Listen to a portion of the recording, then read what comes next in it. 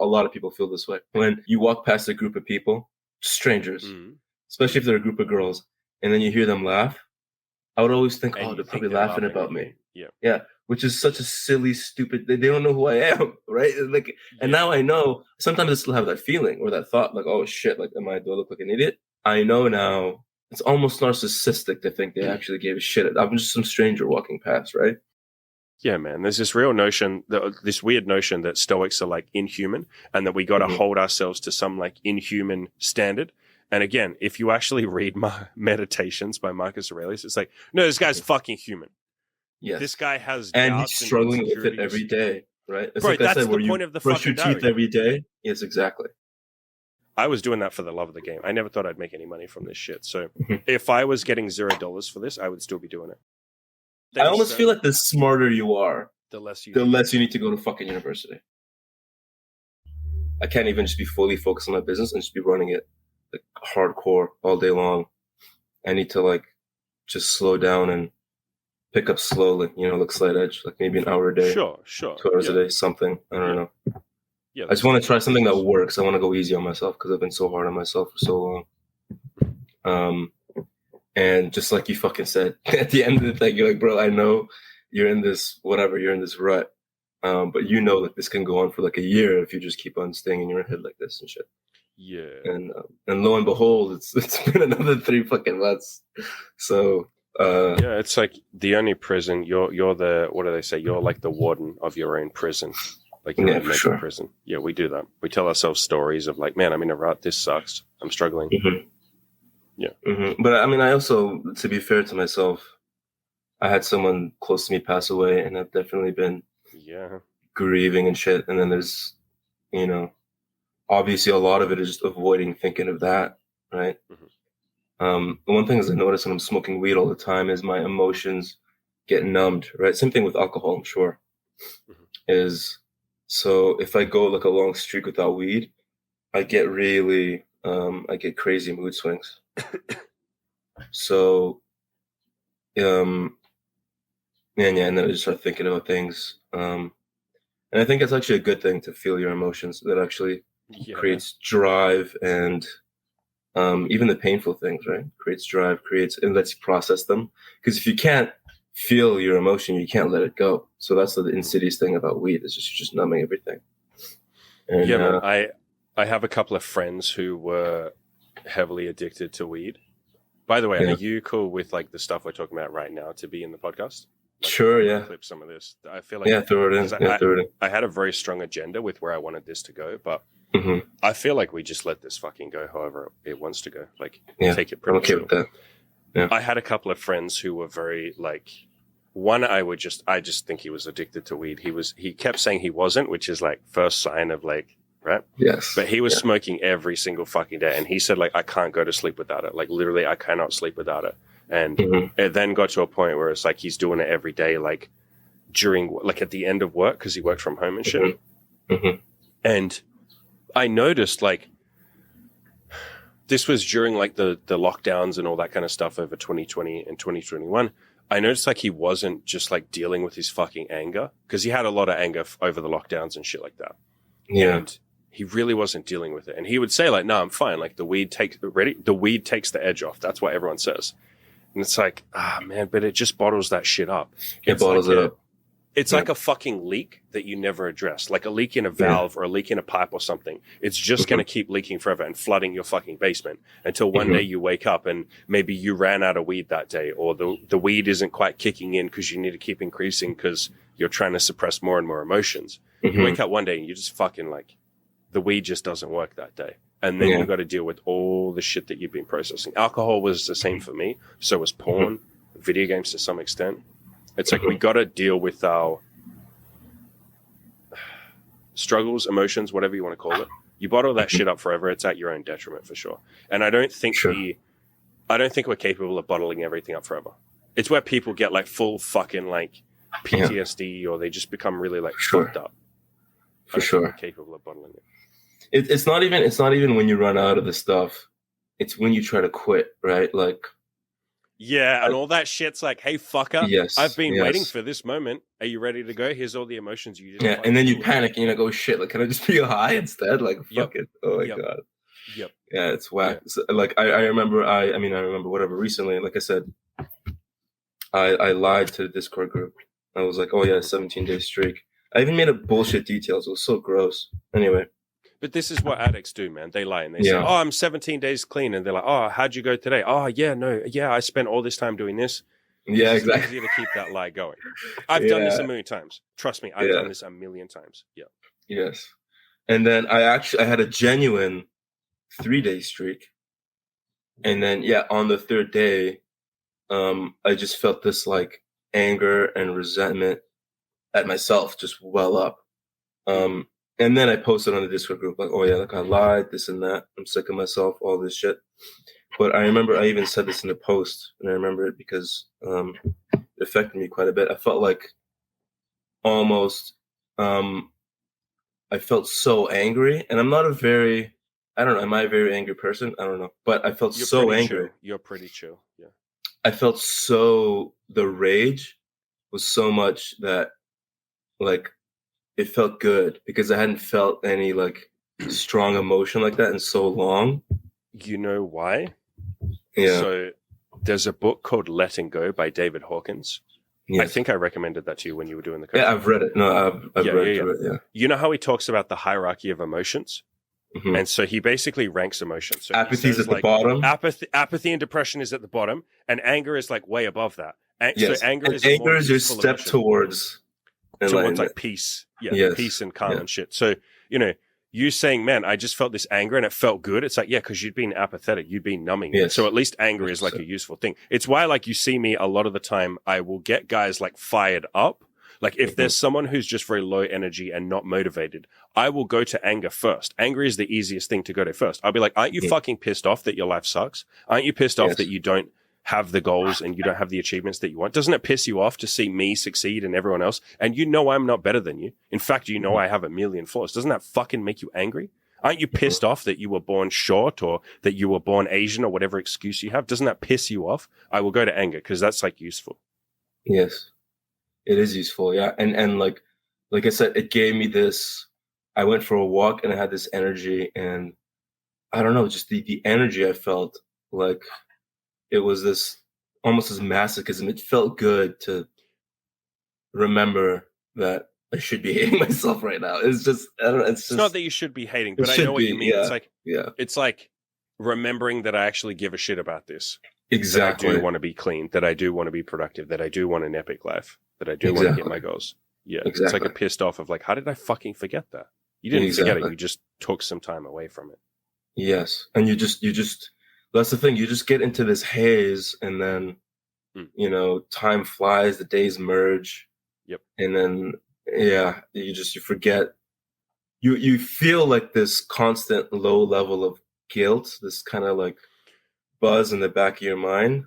Yep. That's telling you like look, we're not enjoying, this is not what we want to be doing, but you just keep doing it. And then, like I said, when you drop off, especially with weed, I find it takes a few days for me personally for the emotions to come back. And then it's just like deeply frustrated, angry, sad, like all these things. Mm-hmm. And then that was a great 3-day streak. And then started smoking weed again and stuff. So, but I don't know. It's a weird thing where, and a lot of guys in the Discord were telling me this after I posted this. And I'm really grateful to them. I still haven't responded to anyone. I've just been in a weird mind state, but they said like just stop counting the days. Clearly, it's like not helping. Stop fucking measuring this shit because clearly, you started to lie about it. So, one thing is I want to say I smoked last night, and I genuinely feel like I don't need to smoke anymore. I feel like I'm over it. I feel like it's the last time. But quite frankly, I don't trust myself necessarily.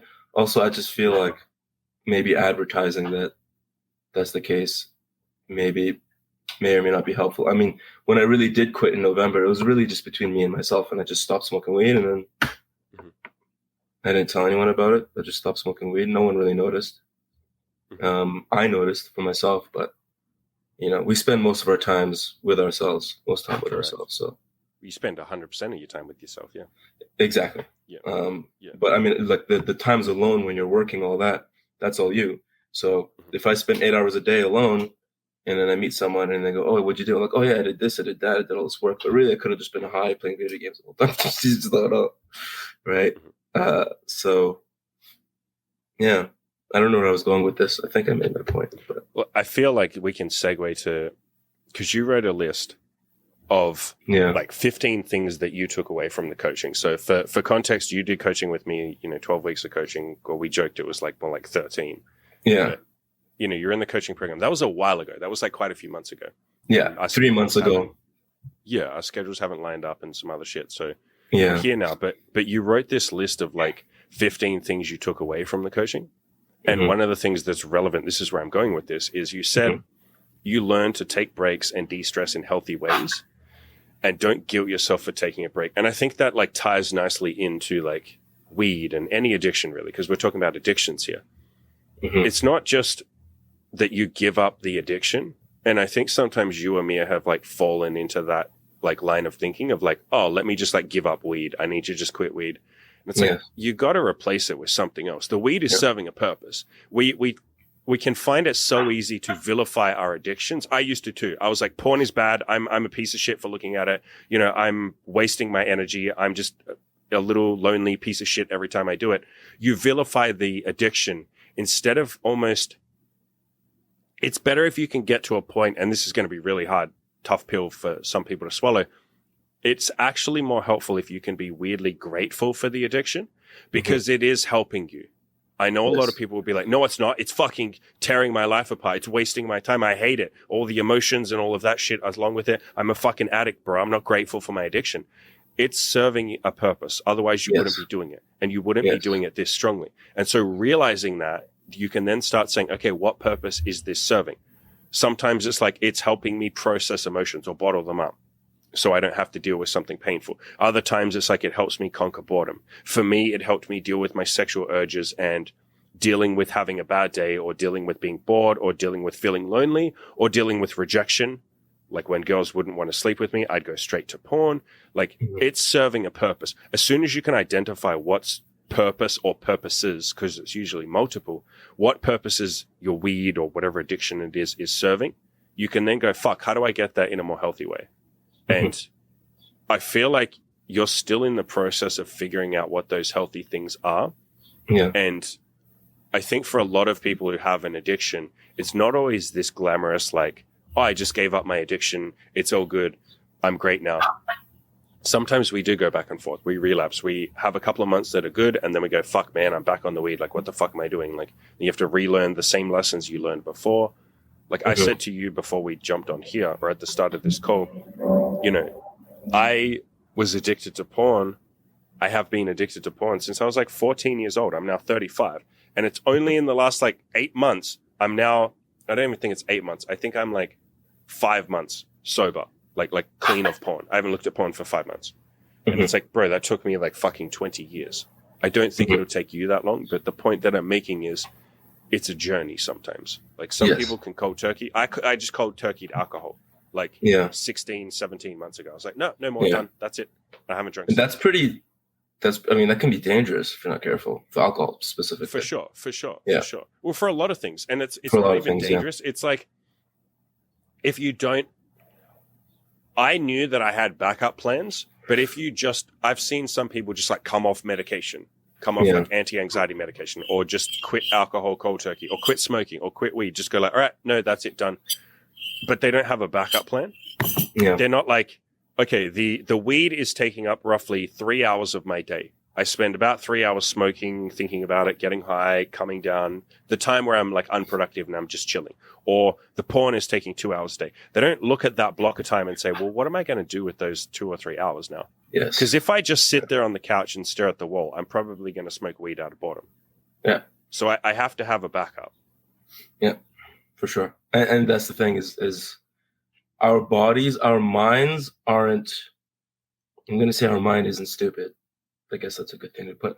It's like if your mind keeps pushing you to do this thing, it's like we're designed for survival. We're designed for For efficiency. comfort as well. This is Safety, giving you comfort. something. You're getting Yes, something out of yes. this.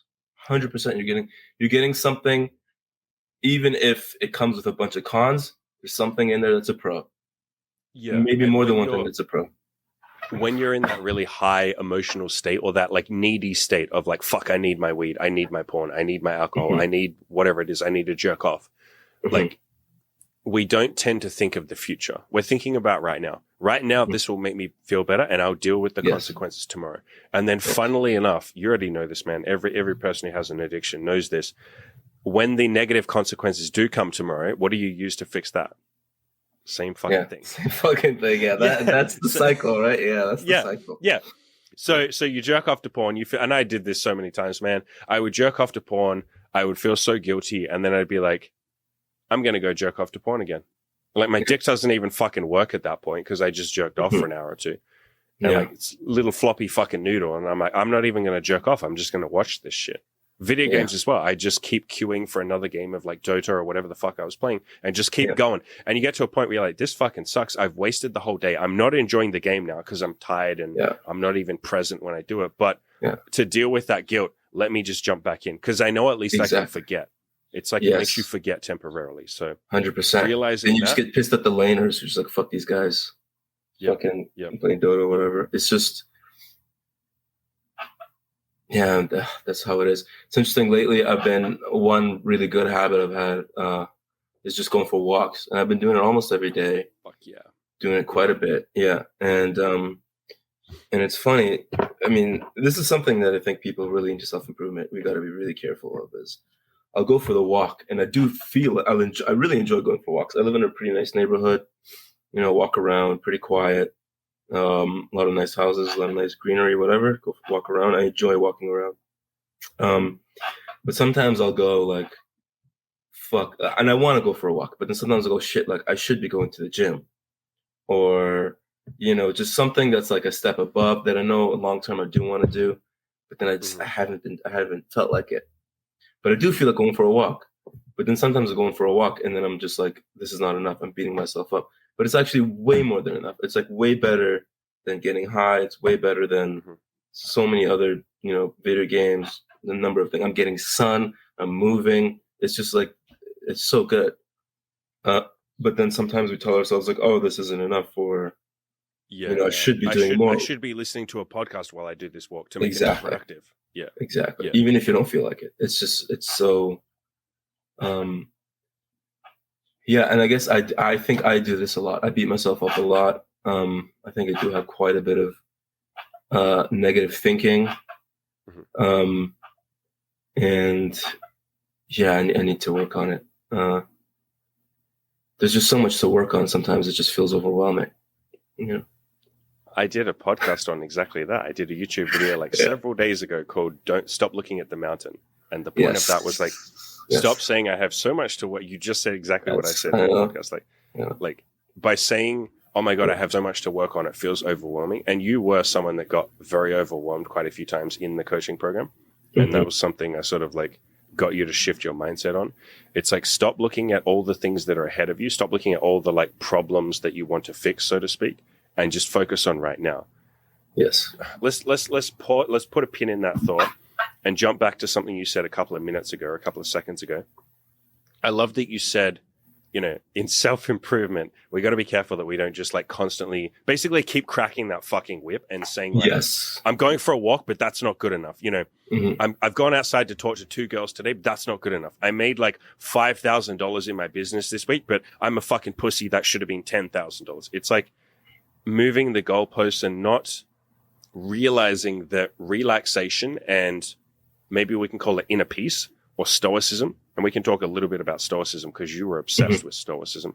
Yeah. Like that inner peace and that inner calm is a skill to improve. And it is an important like goal in itself. I think we tend to look at the goals of like, okay, I got to handle my sex life. I want to handle my money. I want to handle my social life. I want to handle my body, like my fitness and my health. And then we don't realize there's like a 5th pillar, which is like mental calm or inner peace or stoicism or mental health or happiness. I'd probably just call it happiness and calm. And we don't realize that that's a goal in itself. And so we understand, okay, I'm not going to completely neglect my health and get obese. Like, I don't want to do that. And we understand, like, okay, I don't want to completely fucking let my finances go to shit. Like, I know, and even if I am temporarily, I know at some point I do want to be financially, like, happy or free or stable or whatever. But so often in self-improvement, we don't realize that, like, inner peace and calm is a fucking goal in itself. In fact, and I've said this, like, quite a lot recently to some of my coaching clients who are going through the same realizations. Why do we do goals?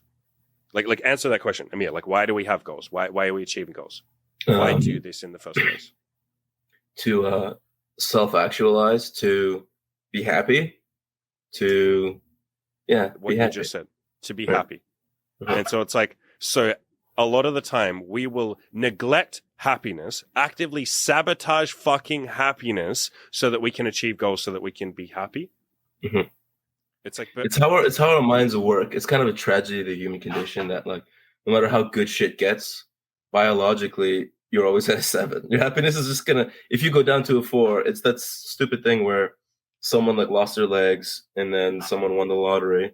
So the one person who won the lottery, their happiness is like at a 10, whatever. Person lost their legs, their happiness is like at a 2. Within a year, they both equilibrate. They reach the same place, right? In terms of like mental happiness, and stability. Yes, and then also, like, normal. The negatives are so much more noticeable than the positives because if we were shit eating happy all day long, we would forget to eat and we would starve to death, right? It's just like you gotta be worried all the time. So I think I was talking to Pao about this, where it's like if he goes and talks to 5 girls in a row and gets 5 numbers in a row, goes, oh, that's pretty cool, and you just fucking move on. You don't realize how dope that was. You just like, that's it's just a big like part of self-improvement is like, you got to give yourself credit for the stuff you achieve. Yeah, exactly. But then, like, the days where you approach 5 girls and none of them say anything, which is perfectly normal, but then, like, because that other thing happened, all of a sudden, like, you're just you think it sucks so bad. You hold yourself to the standard of, like, your best day. Exactly. Yeah. And so like, obviously our threshold for happiness goes up, which is fucked up because it's a never-ending cycle, right? And so almost the key to happiness, I think, like what you were saying, was just to kind of be in the moment, right? Like, if you're hanging out with a really cool girl, just focus on the girl, be in the moment, like, have fun. Don't think about tomorrow. Don't think about, because tomorrow's gonna come anyways. You'll have time to think about it later, bro. Just like, exactly. Yeah. I want to question something you said. So a couple of seconds ago, you said it twice. What you're talking about is something called the hedonic treadmill, which is where, as you achieve more, that becomes your new baseline. And now, like, you sort of move the goalpost and aim for something higher. And then the reverse happens as well. If, like you said, if you lose your leg, you're bummed for 6 months or 3 months or a year or whatever. And then that's just normal now. So your happiness, like, resets or reaches that baseline. You said it's fucked up that we have that. Is it? Well, I think it's fucked up that we don't understand that that's what's going on. I think a lot of people chase happiness and they reach all these crazy goals and they're confused why they're still unhappy. Why compared to 10 years ago, they're still at a 7 or whatever. It doesn't have to be unfortunate, I don't think. I think it's, like you say, moving the goalpost can be a great thing. It can be an awesome thing. That's kind of the point I was, like, gently leading us down, is like, I think that's a good thing. If we're aware of it, if we understand what's happening, like, we understand, like, oh, fuck, like, as soon as I achieve a goal, my mind is immediately going to go, all right, what's the next goal? And that thing that I thought would make me happy, yes, it makes me happier. Yes, achieving goals is amazing, but that thing won't make me happy for the rest of my life. I think if you're aware of that, that is, like, a beautiful fucking thing, because now you can take countermeasures. You can go, okay, when I achieve a goal, I am going to purposefully, intentionally take time to give myself credit. I'm going to take time to be grateful for everyone who helped me, for myself, for the fucking universe or whatever, for providing me with this pussy or, like, whatever you're chasing, or this money, or, this nice body, or this gym, or whatever. You can put in effort to, basically what we're saying is, like, pause every time you hit a goal and, like, look back down the mountain and say, man, I climbed this whole fucking mountain. Isn't that goddamn cool? If you don't do that, which you're right, like, I think a lot of people don't realize that that's something you have to do. If you don't do that, man, Like, and you see so many rich people that just keep wanting to make more money. You see celebrities that are deeply unhappy because they're not sitting there and looking like they're at the top of the fucking mountain. Mm-hmm. They don't look down and see how far they've come or see what they have or realize the abundance that they have and how fucking cool that is. So you have to consciously do it for sure. It's not a default thing. I still have to take effort to do it. You have to put in effort to do it. It takes effort. You won't want to do it. It's a daily thing. It's like brushing your teeth. No, it is. You gotta do it every day, bro. That's it. Yeah. It's that daily gratitude. Mm-hmm. Like every single fucking night, I have a reminder that goes off in my phone. Otherwise, I'll probably forget to do it. That says like, what am I grateful for today? And I will literally go like, oh, I'm grateful for like you, Amir. I'm grateful that you came and sat down on this and, you know, did this podcast with me. I'm really fucking grateful. I'm grateful to my girlfriend for supporting me. I'm grateful to my parents. I'm grateful to myself. I'm grateful to my mates. Like, and I would just go through like 5 or 10 things. It only takes like 20 seconds, 30 seconds. You feel it a little bit, like let yourself feel it. Don't just blurt it out immediately. But like, even just that is like, especially when you're having those bad days or those ruts or, you know, you're going through some struggles, just reminding yourself like, oh, I do actually have some shit. That's you counteracting the whole like resetting to baseline happiness thing you were talking about. 100%. Because I could sit here, man, and I've done this sometimes with coaching clients as an exercise where they will tell me like, I'm having a really bad day. Like, fuck, we can transition to that period that you had where you said like, I'm in a rut. Like, I'm just going through this rut. And I basically said to you, this is like during the coaching program, I basically said to you, like, are you going through a rut? Like, are you even going through a fucking rut? And you're like, a good question. It's just like something twisted in your head because you're like, what are you talking about? Like, I've been in a rut for like weeks or months. Yeah. And like, well, is it true? Yes. Can I absolutely know that it's true? No.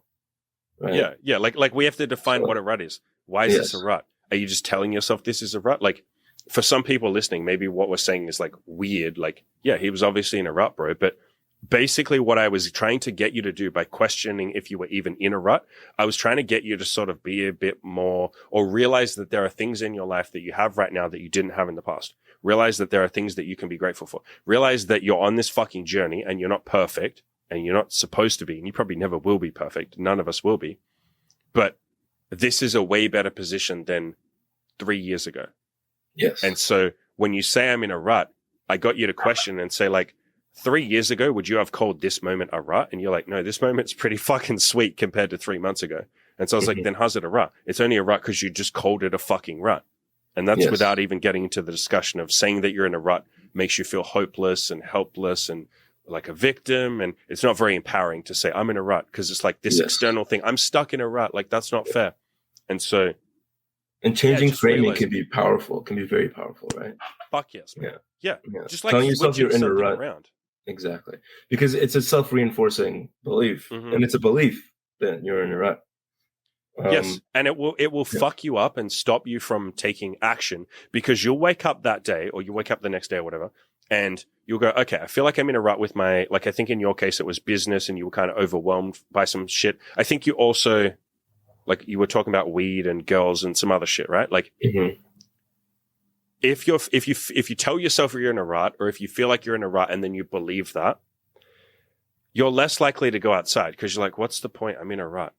Like you subconsciously or even sometimes verbally say to yourself, I'm in a rut. So like, it's not going to work. What's the point of talking to a girl? I'll wait till I'm out of the rut. And then you don't take the very action that would pull you out of the rut because you're like, but I'm in a rut. It's like, I'll wait till the perfect moment. I'll wait till I feel better. I'll wait till I had this conversation. Dude, I swear to God, this was fucking hilarious. This week I had 3 one-on-one coaching calls, right? Like basically in a row. Yeah. Every single one of them, I've never had this happen before. Every single one of them was basically in exactly the same like state of mind as each other. They all felt like they were in a rut. 3 in a row. By the end one, I'm just laughing. Like, and I didn't feel bad, but like he's telling me the story and I just start cracking up and he's like, dude, like, why are you laughing? And I was like, I've just sat through like 6 hours consecutively of 2 other people telling me that they were in a rut. And then they have this big epiphany, like the same epiphany you had when I'm like, are you even in a rut? Like, let's pull you out of the rut. And the third guy's just like, really? And I was like, man, I wish I could just not have to have this conversation again. I wish I could get the other 2 guys to come in here and do this for you, but like, fine, we're going to do this dance 3 times in a row. Let's go through it. And like, it was a much quicker conversation because he was like, oh, maybe I don't feel so bad because 2 other people have just gone through it. But like, the point that would be hilarious, dude. That'd be so funny. Bro, The second one, you'd be like, oh, another one. The third one, you'd be like, yeah, this fucking. bro, it's like 3 in a row. And I'm just like, bro, like, what did you guys form a club and decide to say that you're in a rut? But like, exactly. The thing that I told all of them was like, you telling yourself that you're having a bad day or that you're in a rut or that you can't do anything or like however you want to phrase it, that's not fucking helping you. And it's a question that I got from this dude on YouTube called Alex Hamosi, who's this like amazing entrepreneur. Love him. Yeah, he's fucking amazing. He says with like beliefs like that, so the belief of like, I'm in a rut, he says, is that serving you? Like, is that helping you? Or Byron Katie, who's another woman that I love, she would say, is that bringing you peace? Or is that just bringing you stress? Is that thought of I'm in a rut, does that actually help you? And I think most people have never considered like the thoughts that they believe, like, is that helping me or not helping me? Like, you don't look at it that analytically because you just think like, it's not my fault. I can't help having the thought of I'm in a rut. It's like, yeah, I agree. You can't help having that thought, but you don't have to fucking believe it. You're allowed to. And you also, you think you are your thoughts, but you're not. Oh man. We could go on. Let's fucking go on a tangent about that, man. Yeah. Like you have the thought and you believe so much that that thought is true. Like you never fucking question it. If you haven't built a habit of questioning your thoughts, you would just have a thought like that guy cut me off in traffic. That's true. He's an asshole. And it's like, have you even fucking questioned that? Or I'm in a rut. You don't question that. And to go even deeper, what you're saying is like, when you believe your thoughts that strongly, which most people do until they start questioning them and saying, is that even true? Am I even in a rut? Is it even true that I can't get laid because I'm short? Or did I just kind of believe that? Like when you start questioning that shit, you do realize exactly what you're saying, that the whole time you've been identifying as your thoughts. Like, yes. And if that, I guess I want to hear your explanation of what that means, and then I'll give mine. What do you mean specifically? Because people might listen and go like, what is he talking about? You are your thoughts. Like, what do you mean when you say we believe that we are our thoughts? And why are we not our thoughts? Well, when a thought occurs in our head, right? Like we're all talking to ourselves in our heads, most of us. And when that thought comes up, we go, oh yeah, like if that's coming from me. I believe that, and in fact, that's my yes, and that's my experience of the world. My experience of the world has brought this thought, and if it's coming, it means that it comes from my experience, which means it's real. Yeah, it must be true. And it must be true. When in reality, a lot of things, I mean, that's the magic of the work, right? Of Byron Katie's thing is like literally just questioning those thoughts. And then you go into it and you realize it was just there and you just never bothered to even think twice about it. To check. Yeah. To check. Yes. Yeah. Yeah. And I mean, meditation is huge about that as well, where you actually, you just let your thoughts come. That's the whole idea of meditation. And you notice them. Yep. And so most of the time we're having thoughts, we might have a super negative thought, but it happens. We almost subconsciously acknowledge it. We actually don't even, we're not consciously acknowledging our own self-talk a lot of the time. It's just happening. Yeah, you just assume it's true. Yes. But it's almost like you don't even notice consciously that you're having these shitty thoughts about yourself. When you meditate, you start to really notice your thoughts and how they just come and go. And you notice how they can just be completely random and just come out of nowhere. And you notice how you're kind of separate from them in a way. You're like, where did that even fucking come from? When you're not paying attention, you realize it's coming from nowhere. I mean, it could be coming from somewhere, something someone told you, some experience you had, but I think it's really important for us to understand that our experience, what someone might tell you, even if whether or not you believe them, has nothing to do with whether or not what they said was anything true, what they said about you or what your experience might have said about yourself might change your whole perception of who you are. But that doesn't mean that was a valid sort of result. It was valid kind of like explanation for what happened. Exactly. Yeah. It's like just a story. It's a version of what happened. Exactly. It's a story. It's just a fucking story we tell ourselves. Yeah. That's what it is. Yeah. It's a narrative. Yeah. So let's give an example. Let's say a girl, you walk up to a girl, you hit on her, hey, how's it going? You're really cute. I'm Andy. What's up? You talk for a bit. Can I get your phone number? She goes like, oh, no, sorry. And then she walks off. You might have thoughts immediately in your head or feelings. Sometimes they just come as feelings. Like if you're not used to noticing your own thoughts, it might just feel like you have this very strong feeling of like, fuck, I just got rejected. She just broke my heart. That hurts. Oh my God, I'm so embarrassed. Like everyone's looking at me. Like you have this strong feeling of rejection, or these thoughts of like, I'm getting rejected, or that girl hated me. Is that actually true though? And this is what we're kind of encouraging. We're kind of encouraging you to just question, is that even true? The thought is in my head, she just rejected me. Is that even true? It's like, okay, well, I guess if we want to get really autistic about it and analyze, and that's what inquiry kind of is, like you inquiring into your own thoughts or questioning your thoughts or saying, is that even true? The next thought would be, or what you would do is you would say, what is a rejection? Like, did she actually just reject me, or did I feel like, what if she was just having a bad day? I can't know why she just didn't give me her phone number. Maybe she has a boyfriend. Maybe she's not single. Maybe she's a lesbian. Maybe she's having a shit day. Maybe she doesn't give her number out to strangers, even if I'm ridiculously attractive and cool and interesting. She just, no. Maybe she's busy and she's thinking about work, and she would have given me a phone number if I'd asked her on her lunch break, but she's in a rush. Like I have so many people in the past or in my life have said to me, you know, can you please give me directions? And I'm like, I'm really sorry. I'm in a rush. I'm so sorry. I'm so sorry. You'll have to ask someone else. And then I run off. Like, did I reject them? No, I was fucking busy. Mm-hmm. And so it's not even true that she rejected you. You can't be certain that she fucking, unless she says, I am rejecting you, which no one ever says. No one ever says that. No says You've that, just sort of believed or had the thought of like, oh, I just got rejected. That hurt. That sucks. That feels so bad. It's like, why does it feel bad? You've just believed that it feels bad.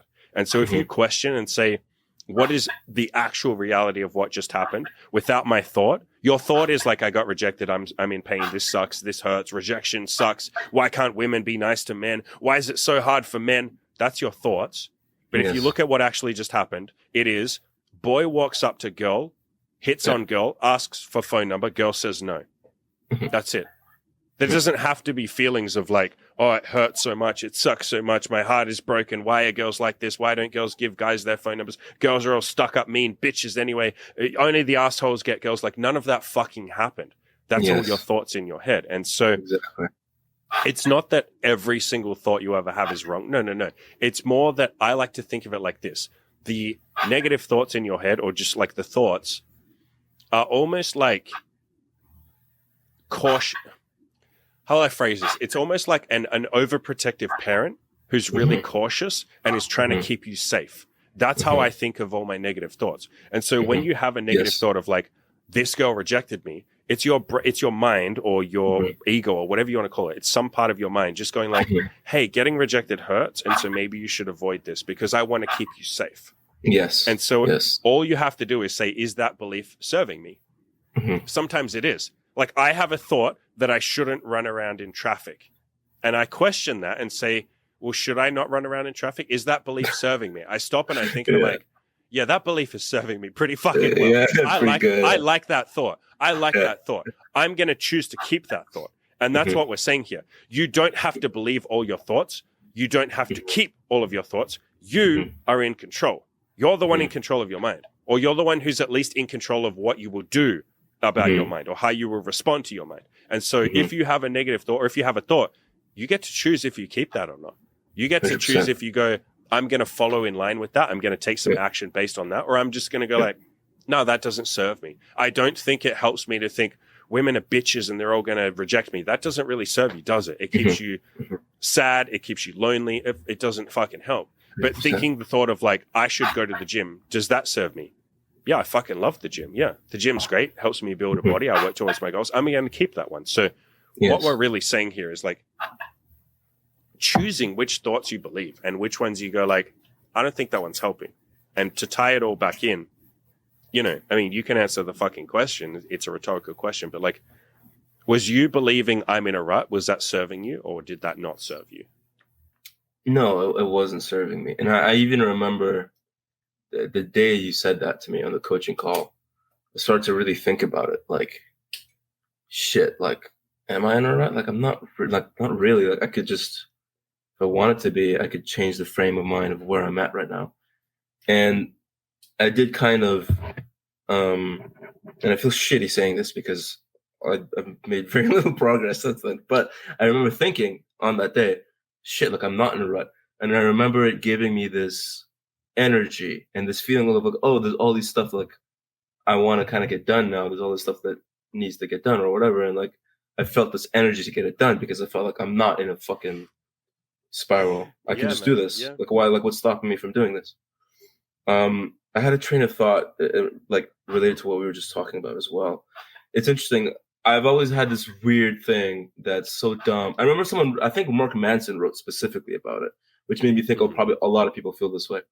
When you walk past a group of people, strangers, especially if they're a group of girls, and then you hear them laugh, I would always think, oh, they're probably laughing about me. Yeah. Which is such a silly, stupid, they don't know who I am, right? Like, and now I know, sometimes I still have that feeling or that thought, like, oh shit, like, do I look like an idiot? But I know now that it's almost narcissistic to think they actually gave a shit. I'm just some stranger walking past, right? Oh, maybe they did laugh at me. The chances are incredibly slim. Here's the other thing, is that when we lived in like hunter-gatherer societies, right? You live in a society, 150 people, right? Every person you've ever met is someone you see every day of your life, right? Ostracization is tantamount to death. Being kicked out of that group is you're going to die, right? If you're out in the wild alone, you're probably going to die. So the way we feel about how other people think about us, they're very strong feelings. We build these very strong story. And like, obviously, that's why like rejection hurts so much. It hurts so much because it's scary, because if you get rejected by your people in a tribe, you're dead. It's over, right? We live in a whole new world now where, you know, I can walk up to a stranger and say some awful, stupid shit just for fun, to be funny, and my life will be fine. I will move on. I'll be okay. Not that I do that, but I'm just saying as an example. And interestingly enough, I think the stronger your emotion attached to the thought, the more you're like, oh, this fucking cunt bitch, like all girls are whores, and like, you know, you like when you reaches the place where you're like a incel, right? The stronger your emotion is attached to that thought, the less likely that thought is true, right? The more crazy that thought is. You're basically talking about like I mean, we can kind of tangent here. You're talking about stoicism, or you're starting to talk about stoicism, right? Like, and removing some of the emotions from your thinking, basically, or at least just like noticing. Stoicism isn't about removing emotions. It's like, yeah, I'm angry. Okay, when I'm angry, maybe I'm not fully rational. Okay, let me like take that into account when I make the next decision. Let me understand myself. I mean, stoicism can be summed up by like the saying, know thyself. Like, I think if I sum up stoicism into one thing, it's like, know thyself. I do. So put a pin in that again. Before we go into stoicism, I want to jump back. You did something that you do quite a lot, and I'm so fucking glad you then course corrected. You did it because I was going to do it. I was waiting. Where you said twice, you know, sometimes I will have this stupid fucking dumb thought where I'll walk past a girl or a group of girls and they'll laugh at me, or they'll laugh and I think they're laughing at me. And you said, I want to hone in on the phrase you said, this stupid dumb thought. You said that like twice. Yeah. And then you kind of course corrected and said, maybe it's not dumb. It stands to reason that I would feel like that, because back in, you know, caveman times, yes, if people were laughing at me, it probably means I'm going to fucking die, because they're going to kick me out of the tribe. I have to go live in the jungle and I'm probably going to die. So of course I have this strong reaction to someone laughing. I need to be hyper aware of it.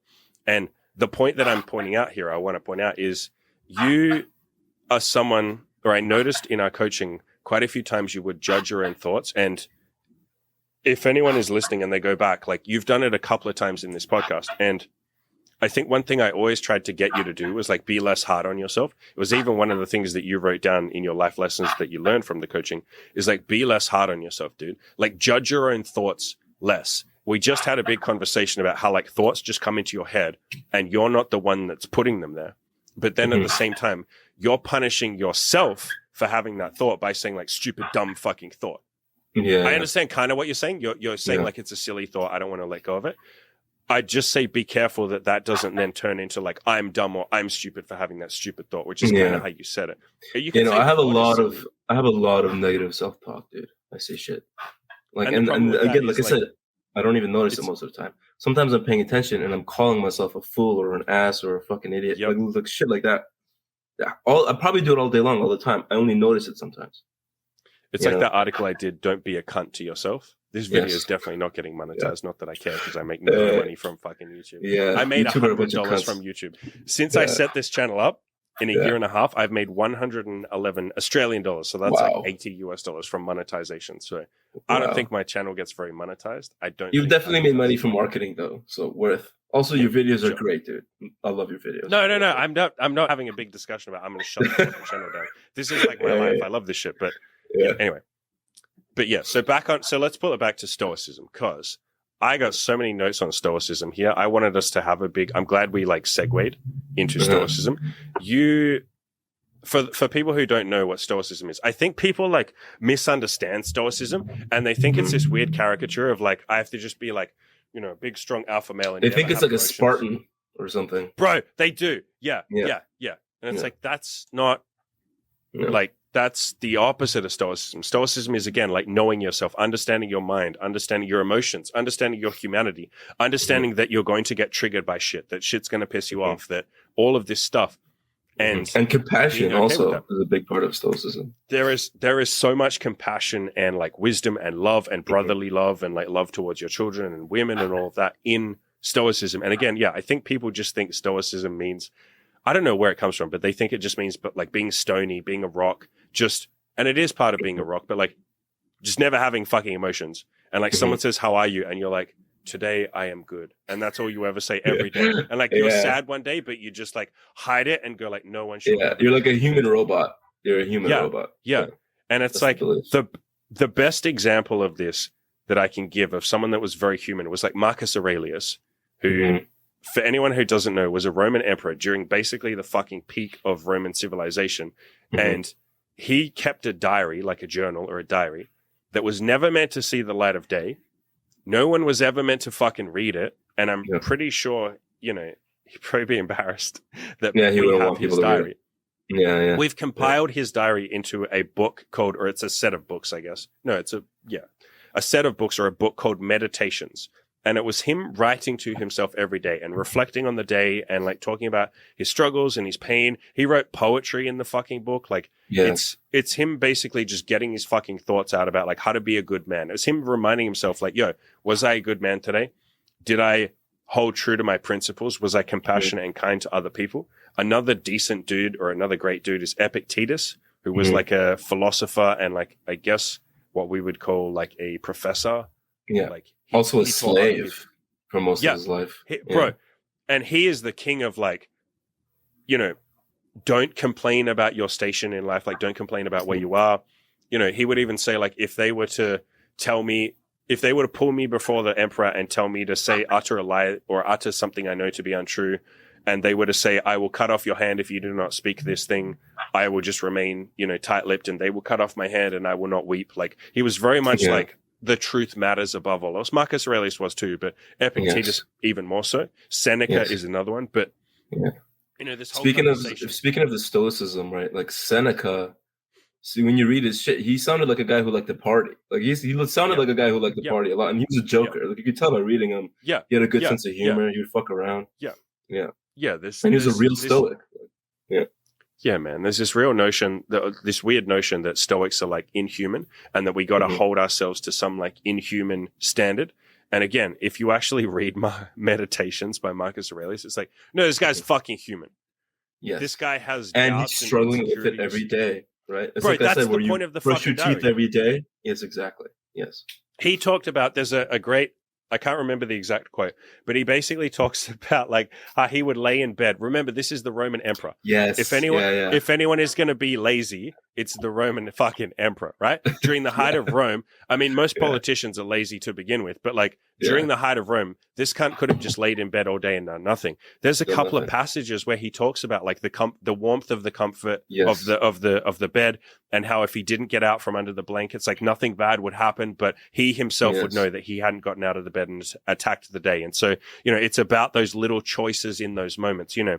The Slight Edge, which is a book or a concept that I talk about all the time, just doing a little tiny little bit every day. And so he basically talks about that. He's like, me just getting out of bed is better than nothing. That's my tiny little baby step.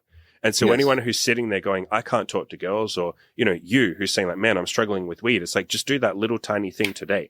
Maybe today you don't smoke some weed, or you smoke a little bit less, or tomorrow, someone else goes outside and talks to one fucking girl, or you can't talk to women. Fine.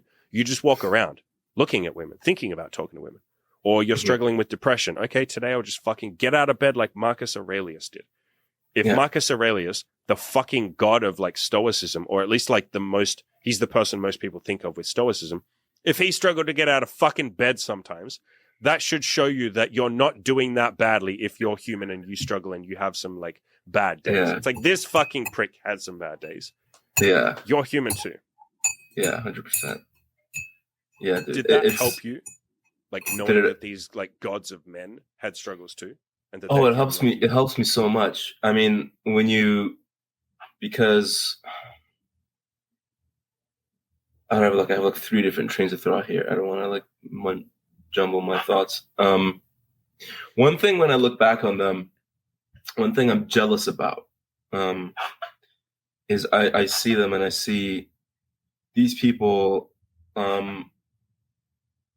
They didn't have television. They didn't have an iPhone, smartphone. They didn't have hamburgers and pizzas and fucking, like crazy. Even the way they drank alcohol, they would drink wine watered down. It was like just, it wasn't even that their life was so much more stoic. It's that general life in general was just way less input. Mm-hmm. So when I see that, like one thing is something I actually want to ask you. Mm-hmm. So if you could please coach me on this, is this thing where when you see this new information and it's like, oh wow, this is great. It's like fucking chocolate. You're like, this is going to help me. This is the best. Yep. And then like over time, it's almost like you could see the wisdom and how it's going to help you. But then it's like you've seen it. It's like one in through 1 year, out the other. It's become stale. Even though you see that it's helpful and you know that it can help you and you know that I want to live by this, it's like reading the same book twice. This is like the trouble I'm having. It's like I'm not getting it's just not clicking anymore. It's boring now. Yeah, that's because you're doing too much. For a personal answer to that question, it's because you are doing too much, and anyone else who's having the same thing, it's the same thing. Was that the end of your question, or do you have more to add? Because I mean, I don't want to put down anything they say, but when I see them and I see like that, Marcus Aurelius wrote in his thing every day about stoicism, but that is honest, 100%. I see them and I see their lives, especially Marcus Aurelius. You see Marcus Aurelius' life, and a lot of people have commented on it. They're like, it's almost sad how he lives his life, but he lives it so stoically, he's so moral that it's almost like you feel sorry for him, which is interesting. But it does help a lot. I mean, quite frankly, I still have the app and I do look at stoic quotes constantly. Mm-hmm.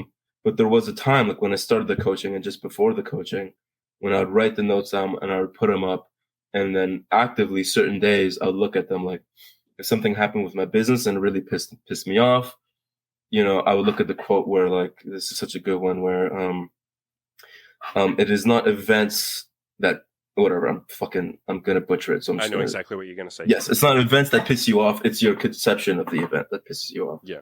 Yeah. It's our reaction or our belief. Byron Katie would say it's the belief of what happened during that event. Like you're saying, oh, that person cut me off in traffic. That's not fair. Yes. Like all that happened. And that's somewhere where I see it a lot because I never just not even before stoicism, I've just never been a road rage person. When people cut me off, I just keep driving. I don't care. My reaction's fine. I'm fine. Everything's fine. But then I do see people when I'm in the side of the car where they're just bitching like every mile. Someone pisses them off. Honk the horn. Yeah. Yes. And they're like, this guy sucks. This guy's the worst. And you realize it's just what they think about it. Because I probably wouldn't have even fucking noticed if I was driving. Yeah, me too. I probably wouldn't have even noticed. I don't get road rage. My girlfriend Imogen is one of the most calm, peaceful, nice drivers that I've ever been in the car with. Like driving with her is honestly like really nice. Compared to my best mate, who is a road rage fucking psychopath. And I've even said to him sometimes, it is at the point now, I've only been in the car with him like 5 times. It's at the point now where if we're going to the same location, I'll even say like, bro, I'm just going to get Uber. Like I can't be in the car with him. I feel like I'm going to die. I feel like my own energy like gets sapped from him just being angry, and everything is exactly the same. I've noticed that. 100% Imogen will same. get cut off. People will run, orange or red lights. Like, people will cut her off or didn't indicate, and there is exactly the same amount of like mistakes on the road when Imogen is driving as my friend. It's just my friend will pick up 100% of them and tell a story of how that person's a shit driver. My friend is not a good driver. If he watches this, I'll have a conversation. He already knows, but he's not a good driver himself. And there are times when he will bitch at someone else and like road rage and all that shit and be like, look, this fucking guy guy can't drive for shit. 5 minutes later, he does the same thing. And I will very gently, I have to be very gentle. I'll be like, didn't you just cut that person off? And he'll be like, oh yeah, but I know what I'm doing. And I'm like, is that very self-aware of you? And he'll go like, maybe not. Yeah, maybe you're right. And I'm like, you just like yelled at you just tore some guy's head off for doing what you just did, but it's different this time. So beliefs. But do you want me to answer the question that you said about like, yes, I hear stuff? Yeah. So your question was basically, I have these things that I know that will help me, or these techniques or these tricks or these things that I know will bring me peace or make me more efficient. Like these techniques I want to improve or implement in my life, but I feel like I can't implement them. Was that like essentially the question? Yeah, but it's almost like I get bored of the concept, even though I know it's right. And like I said, it's like when you first time you eat it, it's like a sweet, it's like a chocolate, and then later on, it's like some fucking cracker or something. It's just not the same. It doesn't hit you the same.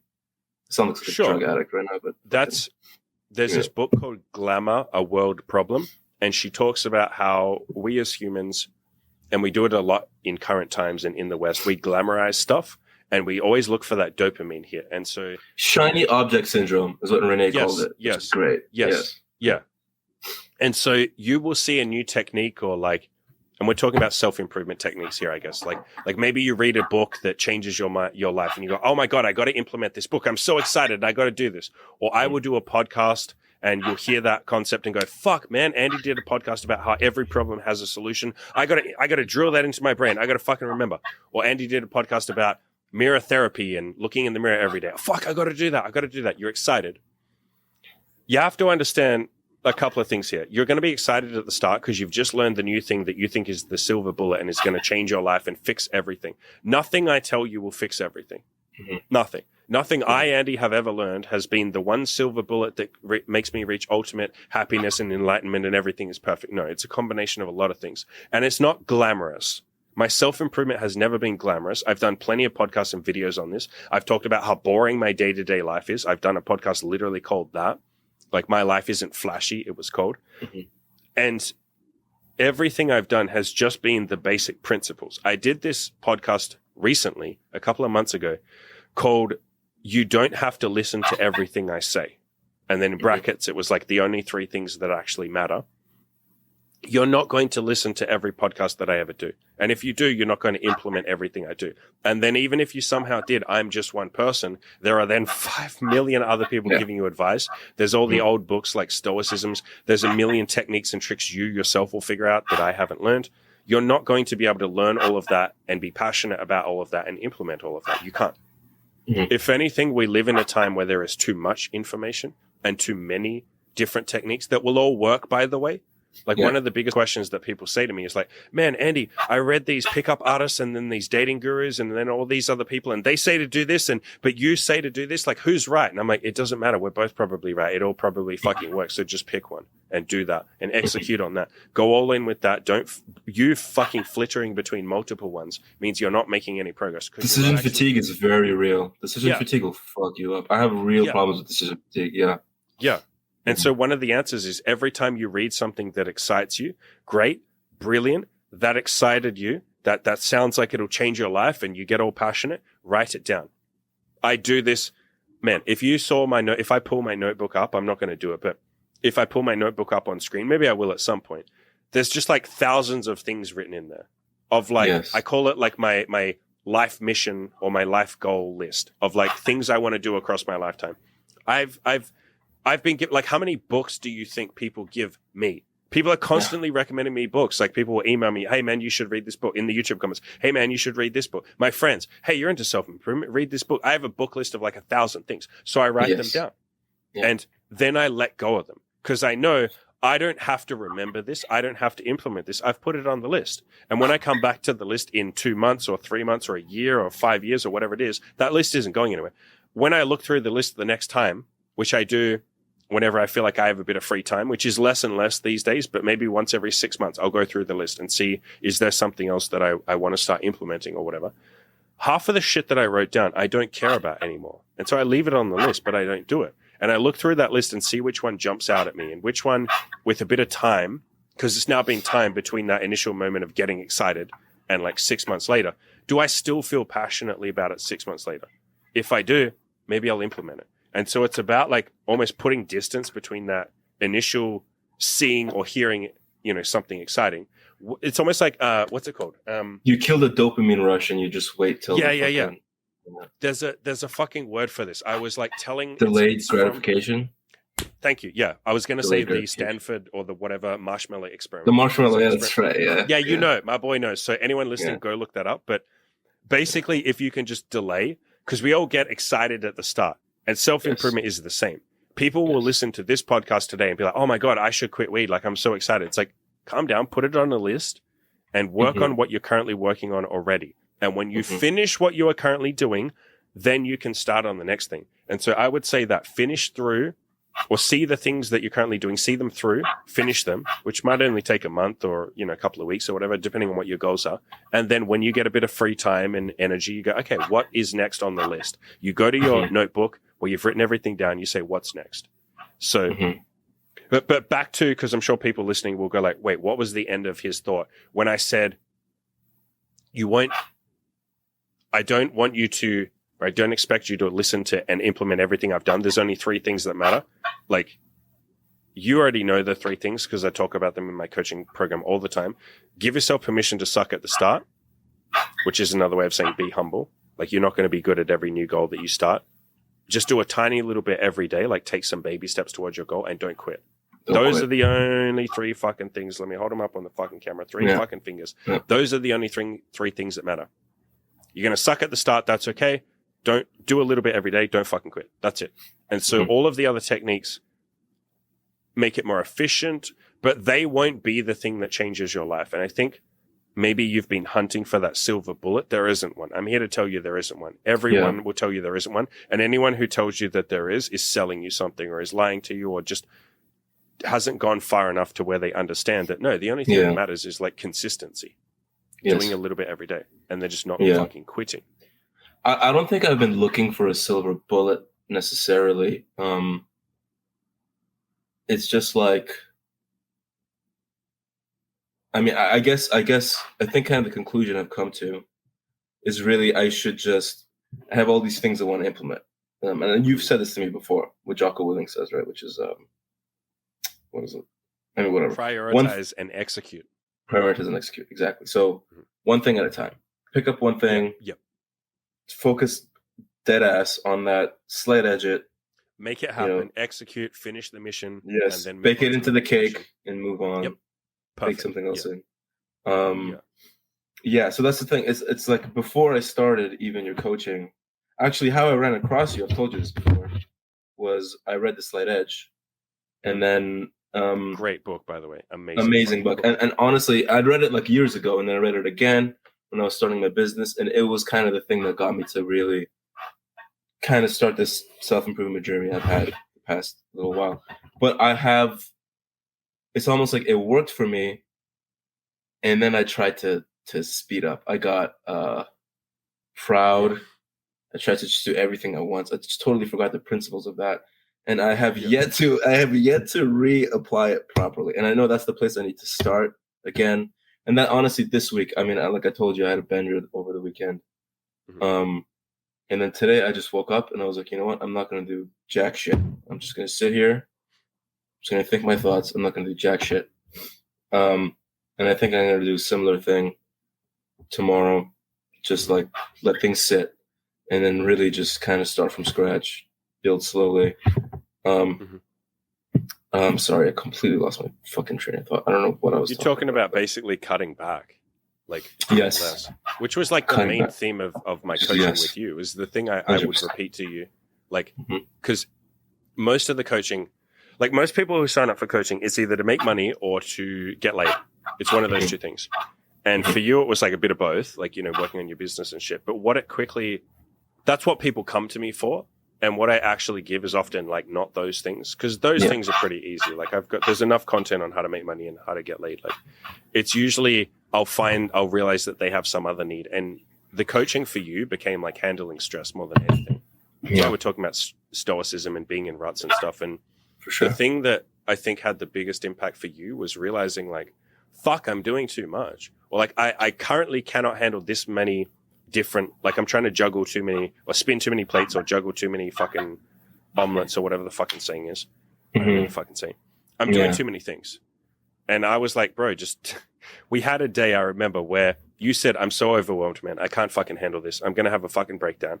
Like there's just too much on my plate. And I said, okay, tell me what you're currently doing. I will type it into fucking Notepad. And I typed it as you were talking.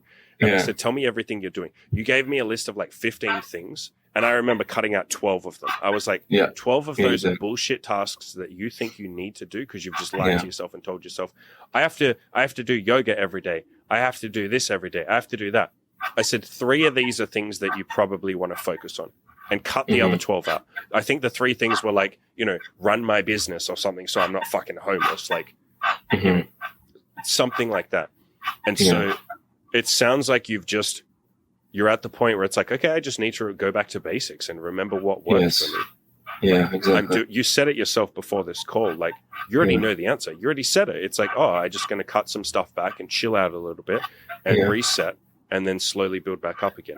We do it, man, where it's like things are going really good for a while and the arrogance, the confidence, it's not arrogance, it's not ego. It's like confidence. The confidence creeps in. We're like, I'm doing okay with this. Let me like add a couple more things. Because here's the thing is, if you just do the math rationally, you're like, I can do this. I can. Yeah. I have enough time in the fucking day to do all this. You're not factoring in mental capacity. Yes, you're not factoring in like energy. And also like things should be habits so that it takes no fucking work. Like yes. Yes. If you want to be doing a lot of shit at once, well, most of it has to be a habit. So which is why I say just do a little bit to start with. Do like the bare minimum, like baby steps every day. When that is easy, let's say you're building the habit of like, okay, let's use you as a good fucking example. One of the things I said to you in the coaching, like you were just doing too much in your business. You have, you know, a home services business, we can call it that. Like you clean people's houses. Yeah. And so you were doing too much. And I was like, you were doing everything, all the fucking emails, all the back end shit, like you were doing half the fucking cleans. You were managing the rosters. Like you're just doing too much shit. And so I said to you, hire a fucking VA, like a virtual assistant, hire someone to like book in the calls and do sales calls and get more clients and customers. And like, you shouldn't be doing that. You're doing too much shit right now. It's clearly stressing you out. Hire someone else. At the start, that was more stress, correct? Yes. Yeah. Sure. Like extra. Yeah. And I said to you, it's okay. It's okay. You're just going to get to a point where the assistants are competent and you don't have to train them. I even said to you, just start really small. Like you said, I don't have time to train them every day. Like I just don't have time. So I said, remember, baby steps, buddy, baby steps. All you have to do is get them to shadow you. Literally get them to sit in a fucking chair next to you or screen share or whatever. And just they watch what you do. So you're not even training them. So it's like baby steps, just watch you. You're going to pay for that. Sure. Like you're paying them a wage. That's fine. They're very cheap. They're overseas workers, but they will just sit and watch you. Once they understand that, then you can start slowly training them. And we slowly built up. The point that I'm getting to is we slowly built up rather than, oh my God, I have to sit here and train a fucking assistant. I don't have time for that. It's like, no, baby steps, baby steps. And once you got them to a point where they were pretty competent, then they could take over those jobs and you didn't have to do anything. That's now a habit, so to speak. That doesn't take anything now. Okay, great. They're handling that. Now I can do a little bit more of my own shit. And so it's about like building things into a habit or getting it to be hands off. So you just sit there and you go, my assistant doesn't require much time from me anymore. Or if it's something like getting laid, you go, okay, I've gotten some decent Tinder pictures. You know, I use a boost once or twice or 3 times a week. I message the girls with a template like that. That's pretty hands off now. It doesn't take much effort. Okay, now I can implement the habit of like starting my business or something. And so I said the same shit to you. It's like once you're settled with your assistant, add the next habit in. And so the same thing here, man, and anyone listening, the same thing here. If you currently feel like you're overwhelmed, dial back, scale back a bit, build one thing into a habit, like do one thing at a time, go all in with one thing, build that to a habit to where it's efficient, then we can add one more. Rather than doing what we do where we stack like 5 things and we go like, no, I should have time to do yoga and meditate and go to Brazilian jiu-jitsu and also go to the gym. And like just looking at my calendar, I have enough time for that. And it's like, yeah, but you're missing the energy cost. Yes, Those aren't habits yet. It takes you energy to go to Brazilian jiu-jitsu. You're nervous, you're scared, you haven't been before, you have to drive there. That's not a habit. All of that takes effort. By the time you do that, you're fucking burnt out. And then you've got 5 other habits to add. Like, fuck that. No. Yeah. Again, like every time you got to make a decision, it's energy. Yes. And if it's not a habit, yes. if it's not a habit, when you go, I got to go to Brazilian Jiu-Jitsu or I want to go to Brazilian Jiu-Jitsu, if for some reason in your mind, there's a choice. It's like, do I go or do I not go? Yeah. Yes, exactly. Yeah. It takes willpower. Yeah. Which seems like, again, it's the one cost that people don't, and it sounds like you haven't, but it's the one cost that people don't factor in when they go, well, I got like 5 hours free, so I can probably afford to add like 5 different habits that I'm going to build. And it's like, no, they're not habits, dude. That's going to take energy. Just do one. Once you've built that one, or here's a better way of saying it. Do that one. Let's say you go to Brazilian Jiu-Jitsu. Then you come home. Then you sit there and say to yourself, what do I want to do now? Like, how do I feel now? What am I capable of doing right now? Like, basically, what do I want to do right this second? And if you answer, fuck it, I actually do want to go to yoga as well. Go. But if you answer like, oh, fuck, man, that BJJ was really intimidating. That took a lot out of me. Fuck, man, I think maybe I'll just go for a walk, or fuck, I'll just listen to a podcast, or even shit, I'll just sit on the couch for an hour and just chill. I'll play some video games and then I'll do some more productive shit. Fucking do that. And then what you'll find is after the second week of going to BJJ, it's fun now. It gives you energy. You enjoy it. And now when you come home, you're like, fuck yeah, let's build that habit of yoga or whatever the next thing is. Because like I want to now, I'm prepared. So it's why I say to people, just do one habit at a time. It's why it was Good Looking Loser who said it before me. One fucking thing at a time. Maybe 2 things at a time, but certainly not like 5 at a time. Or like in your case, 15 things at once. Jesus Christ. Yeah. And I remember writing that list with you, or like you wrote the list. You gave me the list and I wrote it down. And I was like, by the time we were on to like the 5th thing, I was like, bro, I think I even said when you were repeating it back to me, it was so absurd. I couldn't believe it. There were so many things you were trying to do at once. And I literally said to you, I couldn't do all this. I had this conversation with another coaching client of mine like 2 days ago where he was having big days. And I was like, I couldn't do all this. And he's like, what do you mean? I was like, I wouldn't do all this. I couldn't do all this. And he's like, are you serious? Yes, you could. And I was like, why? How could I do all this? Too much. I couldn't do all this. Yeah. And he's like, really? You never like, but I thought you would like go out and do crazy shit. And I was like, no, that's like once every month I would have a crazy day where I did a lot. But like the vast majority of the time I've underperformed. And that's why I haven't really burnt out. I am I did that article, willpower and discipline don't fucking matter. And the first thing I said in that article was, I am lazy. Like the article starts with me basically saying, I'm really fucking lazy. I'm very lazy. If anything, that's been good because I don't beat myself up for it. And then I just kind of get a little bit done. Yes. I get the bare minimum done. And then I sit there and say, what do I want to do now? Yeah. And because I didn't pressure myself, fuck, I just did 1 podcast. Fuck it. Let's do 2 podcasts. Fuck it. You know what? Fuck it. Like I'll do some emails. Fuck it. Like I have that energy because I'm not pressuring myself. Yeah. There's a ancient, I think it's Augustus loved this quote. I forgot the Greek version of it, but I want to get it tattooed somewhere. The Latin version is festina lente, and it means make haste slowly. Oh, I fucking love that. Yeah, like if you want to speed up, slow down. If you want to go fast, you got to slow down. Or another way of that, I need that. Yes. Another way of looking at that quote would be like, if you want to make haste, like if you want to get to the point where you are hasty, do that slowly, build that slowly. Yes, like haste, almost like looking at haste as a noun. Like haste is a place you get to. You get to a place where you are hasty. Like right now, I say I'm lazy, and yes, I am compared to what I could do, but I'm definitely doing like 100,000 times more than I did 5 years ago. Let's be clear. I definitely get a lot done now, but it's not anywhere near as much as I could do. Yes. But I built this slowly. Yes. You're not rushing yourself into all these things all at once. Yeah.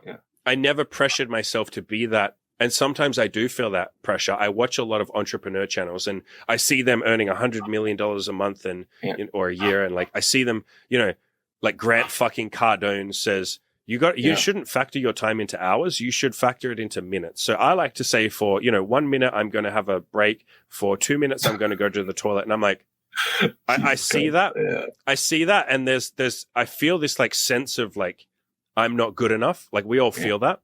Like every time I see Alex Hormozi, I'm like, I just feel like a piece of shit. Yes. Yes. I'm like, Alex Hormozi is doing all this shit. Dan Henry is another one that I look at. Dan Henry's a little more laid back and chill, but like I will look at these ass kicking fucking legends, or I'll look at some YouTuber with like 1 million subscribers and I'm like, man, here's me with like 2.4 or 2.3 thousand. Like, fuck me. And I feel that pressure. And then I go, yeah, but what's happened every other time I've tried to rush it? I get overwhelmed. I burn out. I still compare myself to them, but now I'm a failure compared to them. At least if I take this slow and steady, I'm a success compared to them. Like I'm still working towards their shit. So I've seen this with enough of my coaching clients that you think, and with myself and friends and people on my fucking forums, I have enough of a data sample at this point. It's like several thousand people. I see it repeated over and over and over and over and over again, where someone goes balls to the walls, goes fucking crazy, all in. And I'm like, great, that's brilliant. And then they fucking stop, or they burn out, or they take a break. I am yet to see a single person go balls to the wall, all in for months at a time. Or they can do it for months at a time and then they take a break. And what I see repeatedly is the person who just wakes up every day and goes, what can I do today? What's the bare minimum I can do today? What do I want to do today? What am I capable of doing today? Let me do that. That person overtakes the person who goes like crazy because they're consistent. They don't have a bad day, or they will have a bad day. I just said 3 of my coaching clients in a row came to me and said, I'm having a bad fucking day. All 3 of them, I'm so fucking happy for them. I'm so fucking proud of them. All 3 of them, I said, what have you actually done? They all had a list of like 10 things they'd done that week during their worst fucking week ever. One of them was super depressed. One of them was like, I won't fully share what they were going through, but like they all had fucking reasons to not be having the most productive week, and they all still did something.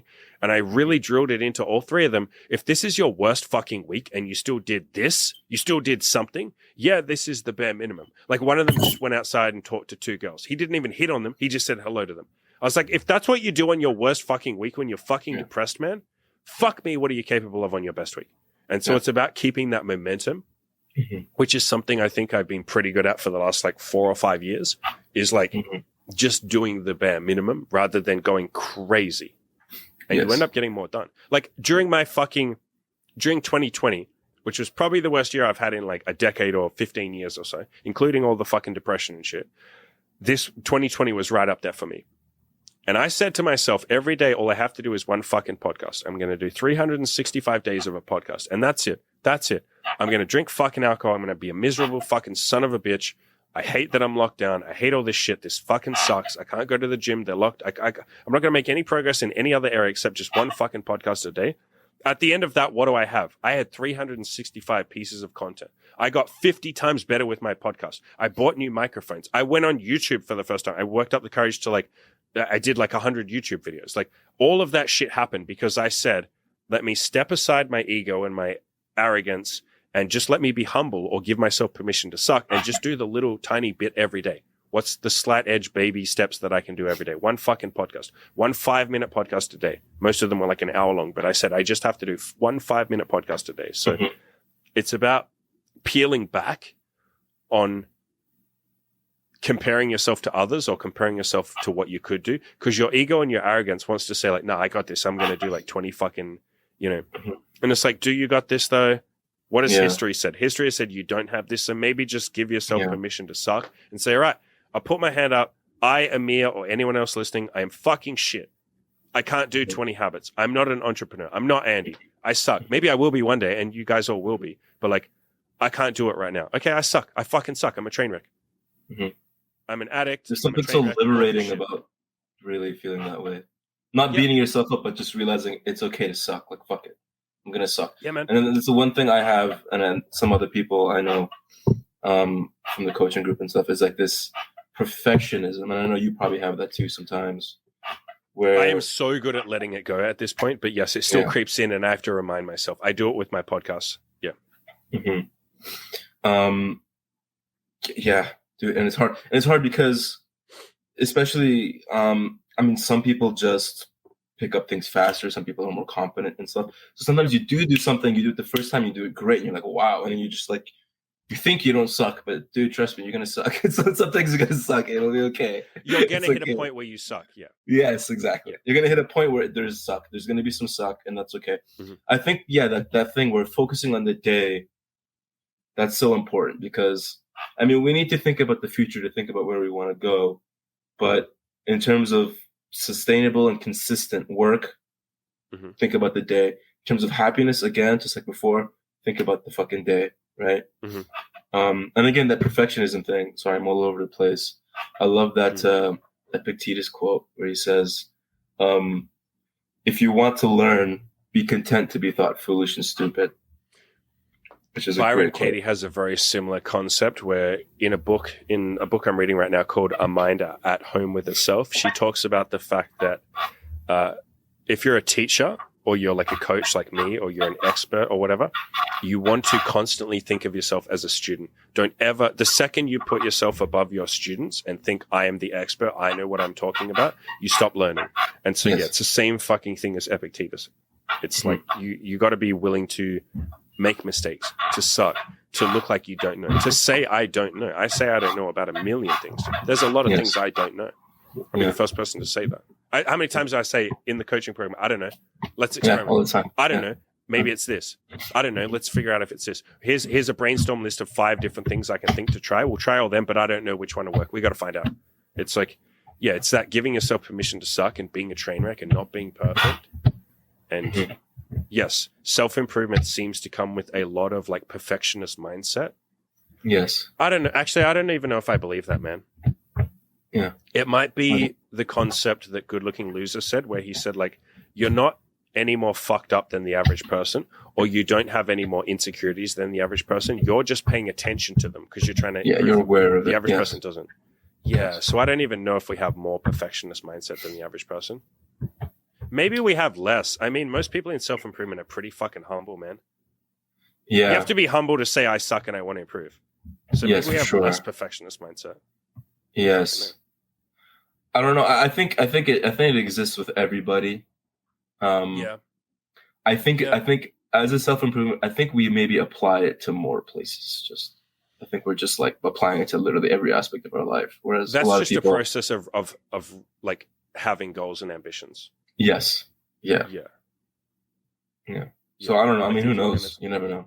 I don't know. I don't know if I was going to say anything if I did. We got to cut all the brains open and see who has the most like perfectionist mindset. But I think you were going to say something like, tell me if you weren't going to say this. I think you're going to say like the average person. I think we have more perfectionist mindset because the average person has sort of like given up on some areas of their life. Like, yes, the average they've person come to accept. Yeah. They're not thinking like, I want to max out. Okay, here's probably the biggest example. Relationships. Mm-hmm. Relationships are the one, and I mean like a serious relationship, like marriage, kids, or just a long-term relationship, something more than like friends with benefits. Most people don't think of that as something to improve. Exactly. Yes. That's what I was going to say. They don't see a lot of things as things to improve. They just think like, oh, that's how it is. Like guys are cunts or girls are bitches or fucking this and that. Or I'm short, or I'm fat, or I'm just not good at maths. How many times did brown, people say I'm not good at maths? These white chicks, dude, they don't like brown guys. Yeah, I know. We could get into a whole. It's so funny. I remember saying that to you in the initial interview, and it never came up again because you were like, "That's bullshit." You were worried that you weren't going to get laid because you. No, I was like, "Yo, like fucking." I feel like if I was a white guy, I would get laid way more. But that just like I said that in the interview, it just never came up ever again. Because it was like I think I put my name as Matt on Tinder once, so there's like an industry. Do you remember that? Yeah, because you were worried that having the name Amir was like gonna scare some girls off, and I was like, I mean, you can try it, but it's also fucking weird, dude. Yeah, you were like, dude, that's the worst experiment you could ever run. I was like, oh, yeah, I know. Because it's like it's ultimately like a lie. It's like, what if I Photoshop my pictures? What if I Photoshop my pictures so that I'm big and jacked and tanned? Will I get laid more? It's like maybe, but what do you care? That's not you. Like it's also bullshit. It's impossible to prove. It's just I know. Yeah. And also, like, if there is a girl who doesn't like me because I'm brown, then fuck her. Who cares? Just move on. Whatever. Yeah, I mean, that's a whole separate discussion. I think that That's a concept that some people will understand. I think like Mark Manson has talked about that, where he says he has that article, fuck yes or no. Yes. And basically if a girl doesn't say fuck yes to you, that's just say no. Like that's a no. So if she's on the fence, so if she's someone that's like, oh, you're ethnic, like I don't really know. It's like, well, I don't like judgmental people, so bye. Like I'm a no. Yeah. You can't fire me, I quit. Like that's basically the concept. It's like if you wouldn't sleep with me because I'm shorter than you, fair enough. That's your preference. Like, why are you spending time talking to me? Go find the person that's taller than you.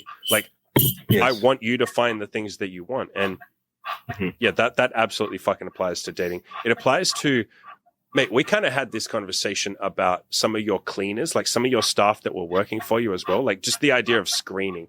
I think that was something that you hadn't thought of before, that like you're allowed to fire.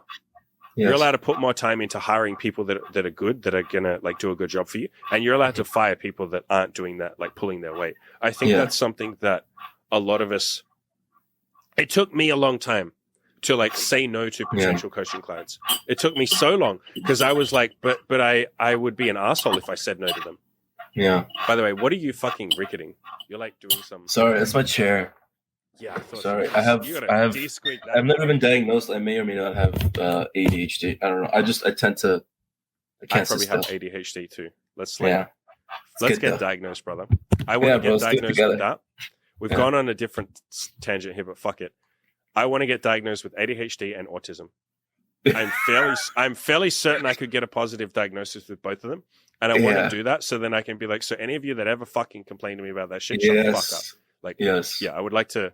Yeah. That's just that's us talking about the same topic as like, oh, I can't get laid because I'm short, or I can't make a lot of money because I'm fucking ethnic or whatever, and people won't. Well, the ADHD thing's interesting because I actually went to go get the test to actually. I was like, shit, I want to see if I can find out if I'm ADHD or not. And then I got the test and I filled it out and everything, and then I just never went and gave it in because I just realized I'm like, whether or not I have ADHD. The solutions to all my problems will be the fucking same. Like I can handle whatever. It's not like I've already lived my whole life up to now not knowing, and I'm fine. I'm sure I'll be fine. Yeah, for sure. I don't know. It's looking. I don't need to give myself an excuse for anything. These labels, like mental health issues, I'm obviously someone that's going to be very fucking empathetic, or is very empathetic to mental health and sadness, and you and I were both depressed for a long time. Like, But I don't think putting labels on stuff helps you. It can help you initially to realize like, oh, I'm depressed. Let's fix that. But I'm talking about permanent labels. Like saying you're depressed, fine. That's a temporary state of mind. We're going to fix that. That's helpful. Saying my leg is broken. Yes. Put that label on it. That helps you. Saying, right now I'm schizophrenic. Sure. Because we can deal with that. But I'm talking about the labels that people put on, which are really more like personality traits. Like ADHD to me is a personality trait. Autism to me is a personality trait. Unless we're talking about very fucking severe autism, that's a different story. But I'm talking about like Asperger's. Or Asperger's. It's like, I see this a lot in girls' Tinder bios right now, where a lot of them are putting, I'm neurodivergent. It's like the buzzword right now, right? Like it's the same as like, I'm non-binary, or I'm transgender, or, I'm this. It's a label that you put on yourself to be one, quirky and interesting, but also because people babied you and cotton wooled you and said like, oh, the reason that you struggle to concentrate is because you have ADHD. And you go, oh, I don't have to fix it now. I have ADHD. It's not my fault. You deserve to be treated differently, and you deserve different standards of, things like that. Yeah. It's the same thing as like,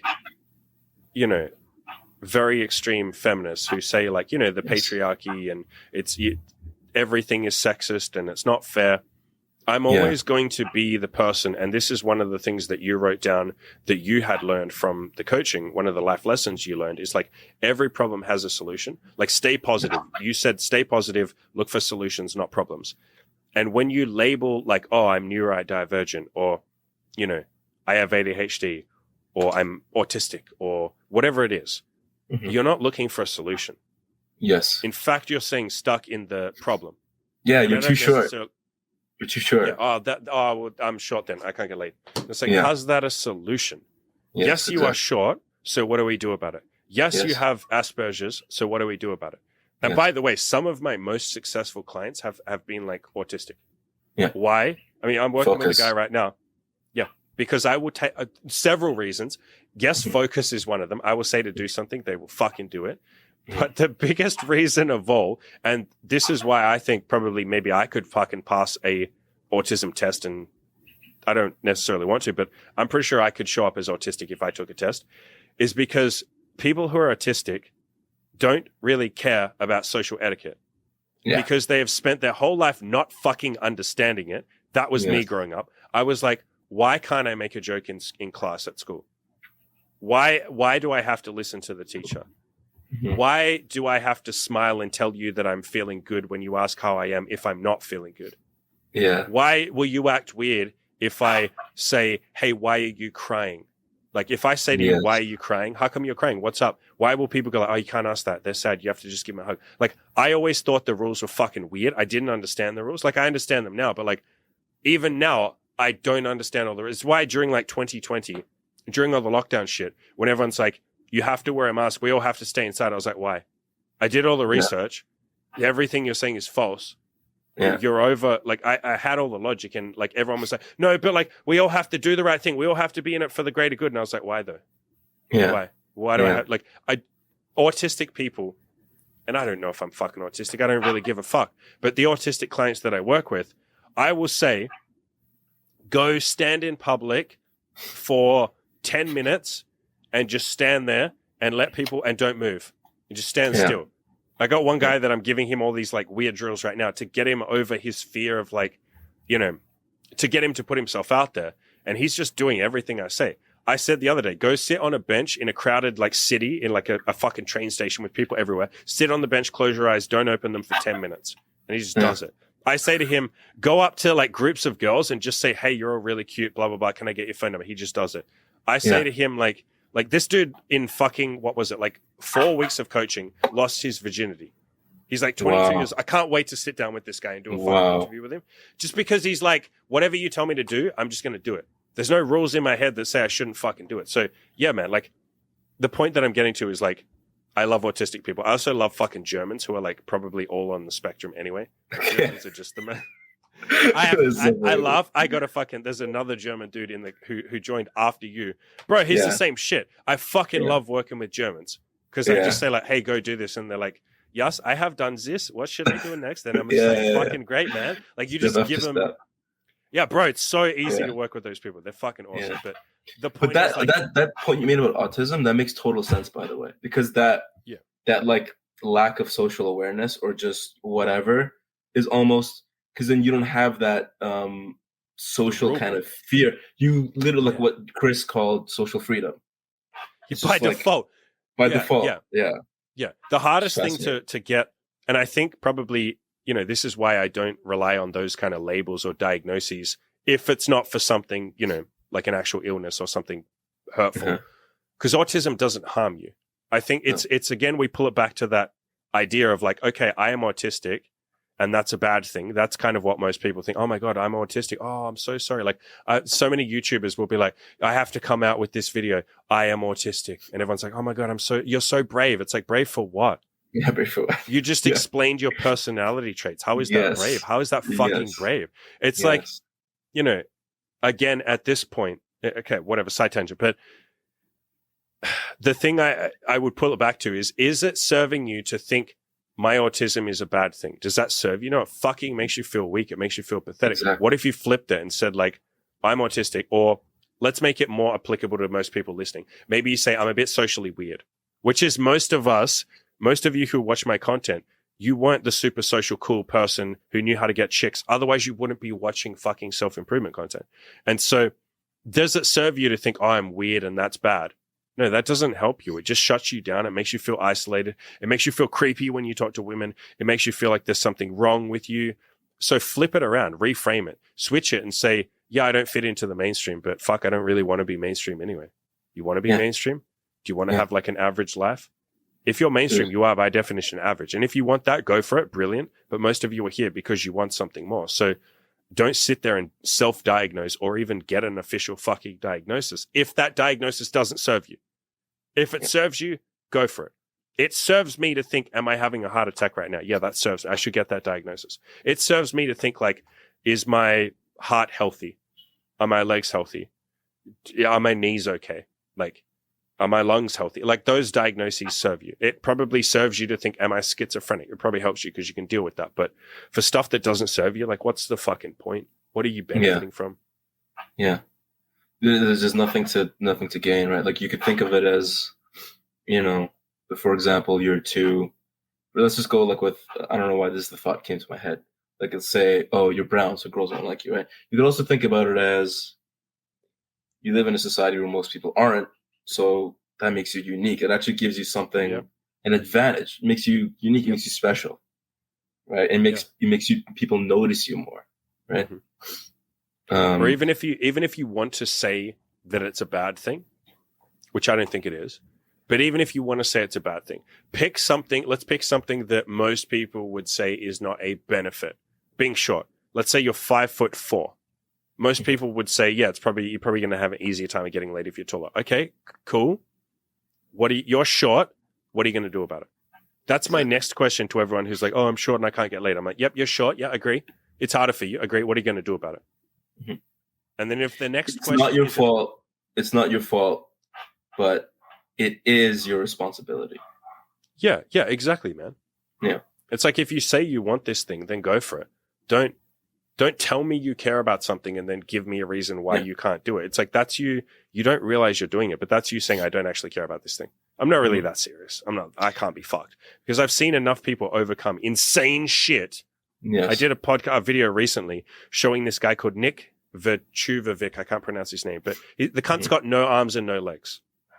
Literally, I called it no arms, no legs, no excuses. The guy has no arms and no legs. He was born like that. The doctor said, I'm sorry, ma'am, like, your son is probably going to die by the time he has his first birthday. He's not going to live. He's like 30 something now, or 40 or whatever.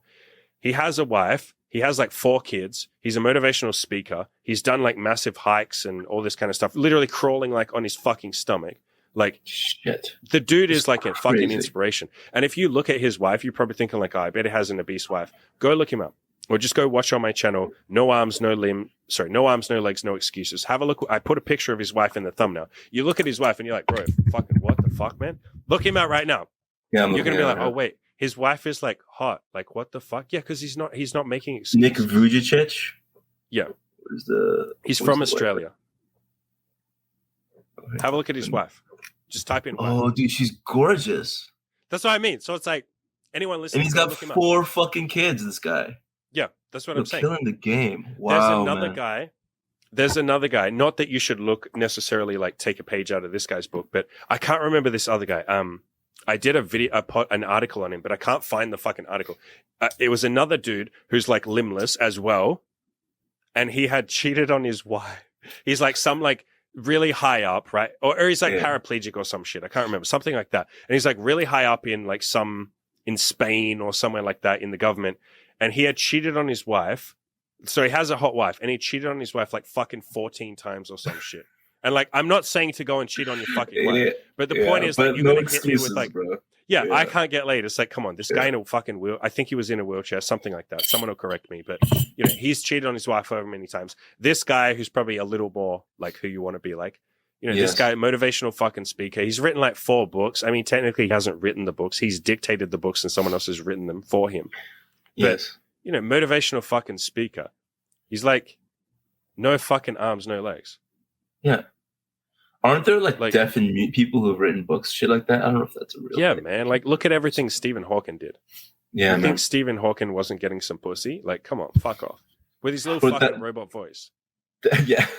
Dude, that's the issue with the victimhood culture. This thing where it's like, it's not your fault. And it's not, because it's not your fault, it's not your responsibility. We all have to be responsible for you. But the truth of the matter is, the person who can really help you the most is yourself. It will always be you. No one else on the entire planet will ever care as much as you. I'm someone, and you definitely are as well, I'm someone that is quite empathetic. Otherwise, I wouldn't be fucking doing this. Yeah. But I can never care about the homeless person on the street as much as they care about themselves. And even if exactly. I did care deeply about that person or about, someone else, even if I care deeply, I can't care about them 24 hours a day, 7 days a week. Mm-hmm. And even if I could, that's only one person. Yes. And I'm only one person. You will be And better off caring about yourself. how do you help them if they're not willing to help themselves? Exactly. That's another Your whole point. coaching program is, you don't just take people on who are like, hey man, you look like you need help. Come, no, there's a price, right? I have Beyond such that, a you fucking screen. screen. There's like such a sign up process. Yeah. Like there is such a fucking sign up process to even be able to contact me for coaching. Like for sure. Yeah. For exactly that reason. It's like I'm trying to, because you got to be able to help them. You're not able to help everybody. It's just, you can't help people that don't want to help truth. themselves. Exactly.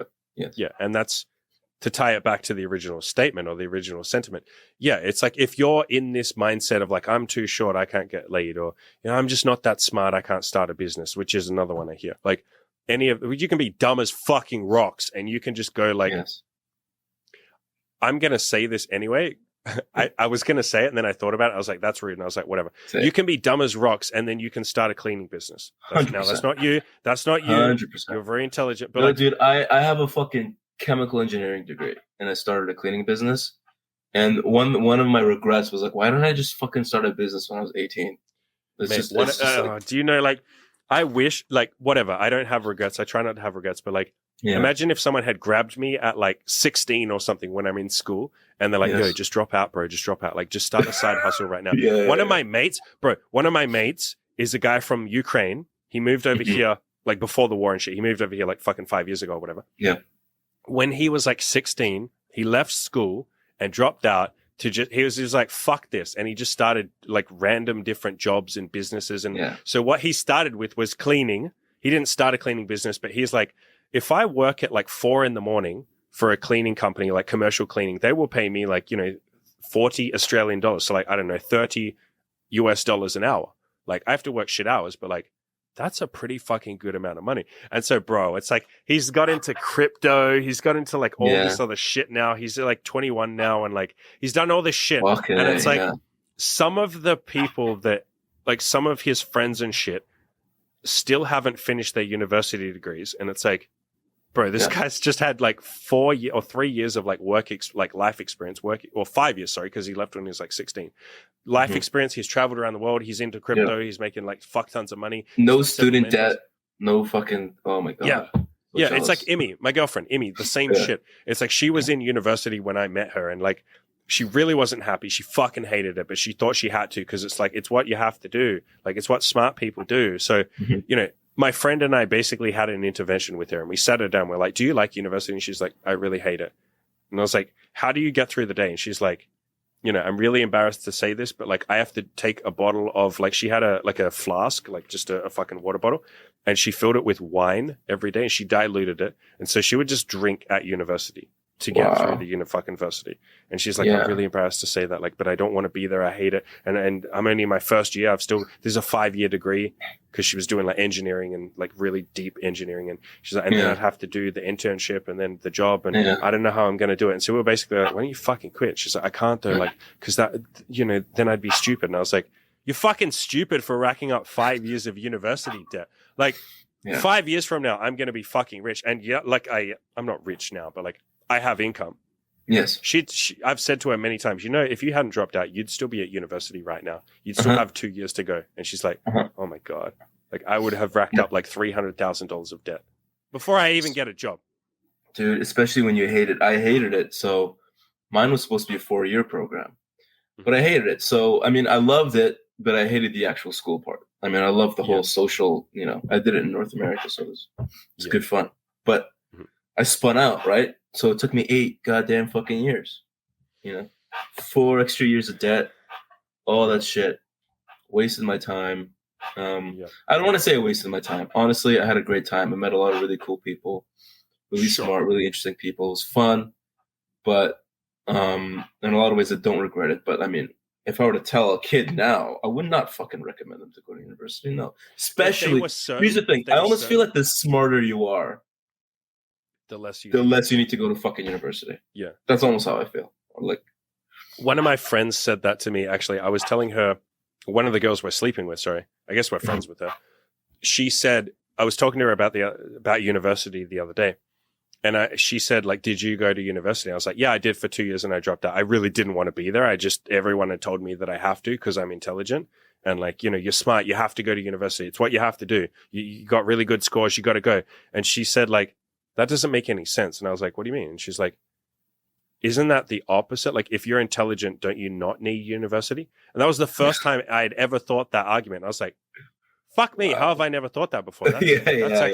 That's a really interesting argument. She's like, yeah, like you could have just started your business that you've started now. Like you could have started it when you were like 18 and now you only started it when you were like, 31, 32. So she's like, you could be rich. And I was like, fuck me, woman. Yeah. Like, fuck me. Like I wish someone had said that, but whatever. Like I'm happy with my journey. You're happy. It is what it is. Yeah, for sure. Yeah, for sure. Yeah. Let's start wrapping up, big boy. This has gone for 2 hours. Man. Awesome. Dude. We actually ended up talking about most of the stuff that I had planned for us to talk about. So yeah, this is awesome. Fun. Yeah, I enjoyed this. Went by fast. Yeah. Didn't feel awkward. Me too. Yeah. Do you want to give any shout outs? Any final shout outs to anyone, anything, your business? Yeah. You want your fucking house cleaned? This guy will clean your fucking house. And he'll clean, if you're a woman, he'll clean some other things for you as well. Yeah, I'll clean all sorts of things. Yeah, if you live in Calgary, the company's called ClickMaids. ClickMaids. Yep. Excellent company. I fire the bad ones. So yeah. That was the weirdest, most honest, most interesting way to advertise your company. I fired everyone's shit, so we're good. I fired the bad ones. To be fair, no, you did. Like that was a big part of the coaching. Was like I was like, you got to just have like only elite staff there. So yeah. And I've actually been changing my interview questions and how I interview, and I'm way more strict now with things. Yeah, I want to weed them out early. Screen as early as you can, right? Really important. I mean, that applies to girls as well. That's why we're honest and upfront from the start. Like, yo, I'm looking for something casual, or I want to build towards a relationship, whatever you're looking for. Yeah, definitely. Look, I want to shout out to all the other people who did the coaching. I don't know how many people actually want their names on there. But like, I mean, Renee, Zach, and Pao, we did that podcast together. Mm-hmm. Love those guys. Love the whole Discord group. Everyone who's on the coaching with you. It's so cool, man. You're coaching because, you're a cool fucking guy. And then your screening, it just like guarantees that everyone in there is going to be fucking dope. Yeah, it's like a weird, like elite, not weird, but it's like the elite of the elite. Because the screen's so fucking hard. And they're also just the kind of people you screen for. They're also like not dicks. They're not like the elite people who are also like hardcore dick, like kind of. I think that's our whole community, though, to be honest. Yes. Like if you read the YouTube comments on all my videos, it's like people are pretty very cool, very nice. Yeah, 100%. Yeah, very empathetic, very understanding. Yeah, for sure. Yeah, man. And I'm grateful to you, bro. Shout out to you. Shout out to Andy. I'm grateful to you too, man. Yeah, cheers, fam. Yeah, man, so much to be grateful for. Which is something I was gonna say I gotta do every day, but I want to do every day. Yeah, there you go. Yeah. Gratitude. Because you choose to, not because you have to. Exactly, man. Yeah, dude, and I'm grateful that I'm alive and that I can push to reach the things I want to reach. Whether or not I'll reach them all before I die is beside the point. That I can just keep pushing, keep going. And I'm grateful that I realized I gotta take it slowly. Mm-hmm. Sometimes it takes so long for things to sink in. I almost thought like, taking it slowly means I gotta do one thing at a time and go super hardcore on that one thing. Like, no, I'm gonna do one thing at a time and I'm gonna go actually really easy on that, slowly build it, and then move on. Build it, yeah. Yeah, man. So I have a lot to be grateful for. I have a good life. I have a great family, a lot of people I love, and yeah, man. Shit, so much. What are you grateful for? I'm grateful for you, honestly, brother. I'm grateful that I get to sit here on this platform and do these interviews. I'm grateful that my bills get paid for by just doing the shit that I was going to be doing anyway. When I first started this stuff, I was working at that warehouse job and I was having to commute an hour and a half there and then an hour and a half back 5 days a week. And I still enjoyed the coaching. I wasn't doing as much coaching back then. It was more articles. I was doing that for the love of the game. I never thought I'd make any money from this shit. So I know it's like a very cliche thing that you hear people say and, You see it on YouTube all the time. I'm so grateful to you guys. Oh my God, like, I couldn't do this without you guys. Oh my God, I'm doing what I love. It's like, no, that's like literally true. Like, if I was getting $0 for this, I would still be doing it. I wouldn't be doing it anywhere near as much because like I wouldn't have. Well, it's so obvious because you're not min-maxing, right? Like your fucking YouTube, you're barely making money off YouTube. Because people say cunt, shit, fuck, retard, you know, all this stuff. and you don't do the YouTube cuts where it's like you're cutting like literally every word. There's like a cut because it has to be perfect. It's very obvious with you, man, that you do it for the love and you do it the way you want to do it. You don't max out the money just to do it in a way that you wouldn't like just to max out the money. And it shows, man. I've thought about it. Like there are times where you're like, man, if I just had like an extra 10 grand, I would be way more relaxed. Like I wouldn't have to stress. But it's sort of like a balance between earning enough money that you can like relax. And I had some good fucking months, you know, earning enough money that you can pay off. Like I've still got fucking debts and bills and, you know, shit like that. It's a balance between earning that much, but then not going so deep on that you lose the point. The mission, the number one priority was always like to help people. Or maybe I can say it was to like speak my truth. It's like, you know, when you figure out something that's really fucking helpful to you and you're like, oh man, I got to fucking tell my buddies. Like I have to, because fucking man, I could save them sometime. That's like essentially what my channel is. It's me just like saying the shit that really helps me, which helps reinforce it for you. You already know this because you share shit with like the other people in the Discord group and stuff like that. But yeah, it's like, I couldn't not do this.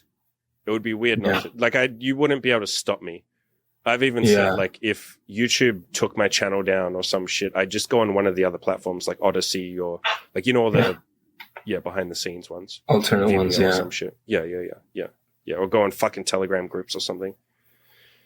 Yeah, it's a passion for you. It's what you love, right? Which doesn't mean it's easy all the time, but it makes it easier, for sure. It's more that it's like your calling. It's like you couldn't not do that. Yeah. And also, it's hard to... You know, that thing, like you said, like when you figure something out and you want to tell all your buddies. The sad thing is that like a lot of your buddies are not going to really click. So when you put it out there and you're creating this community, it's fucking great, dude. And you're doing a huge service to all the people who are in that community, right? Like that Discord is it's really popping off now because it's grown pretty big. Yeah. And it's awesome, man. It's cool. Good. I love it. I'm really glad to hear that because I never go in that Discord group. For anyone who doesn't know what the fuck we're talking about, there's a Discord group that goes like along with my coaching. And I basically say to everyone, you can just be in the Discord group for life. Like, so it's, you know, you get that for life. But I never go in there. Like, that's not, because I don't think I should be in there. Yeah. I think it's better if it makes total sense, you know. Yeah, for sure. Because I'm already in the Facebook group anyway. So, but anyway, I appreciate you coming on here. This was a Thanks, man. I'm sorry. I'm like a chick, dude. I flaked on you like 2-3 times. That's you're not supposed to say that. I was trying to make you sound good. Now you flaked on me twice. No, I'm a piece of shit. I'm leaving this in the video. Leave it in the video, dog. Yeah. Not, but thanks, bro. Everyone out there, go crush your fucking goals. And this guy is a piece of shit. Cheers, homie. That's not true, by the way. That's the best kind. Yeah.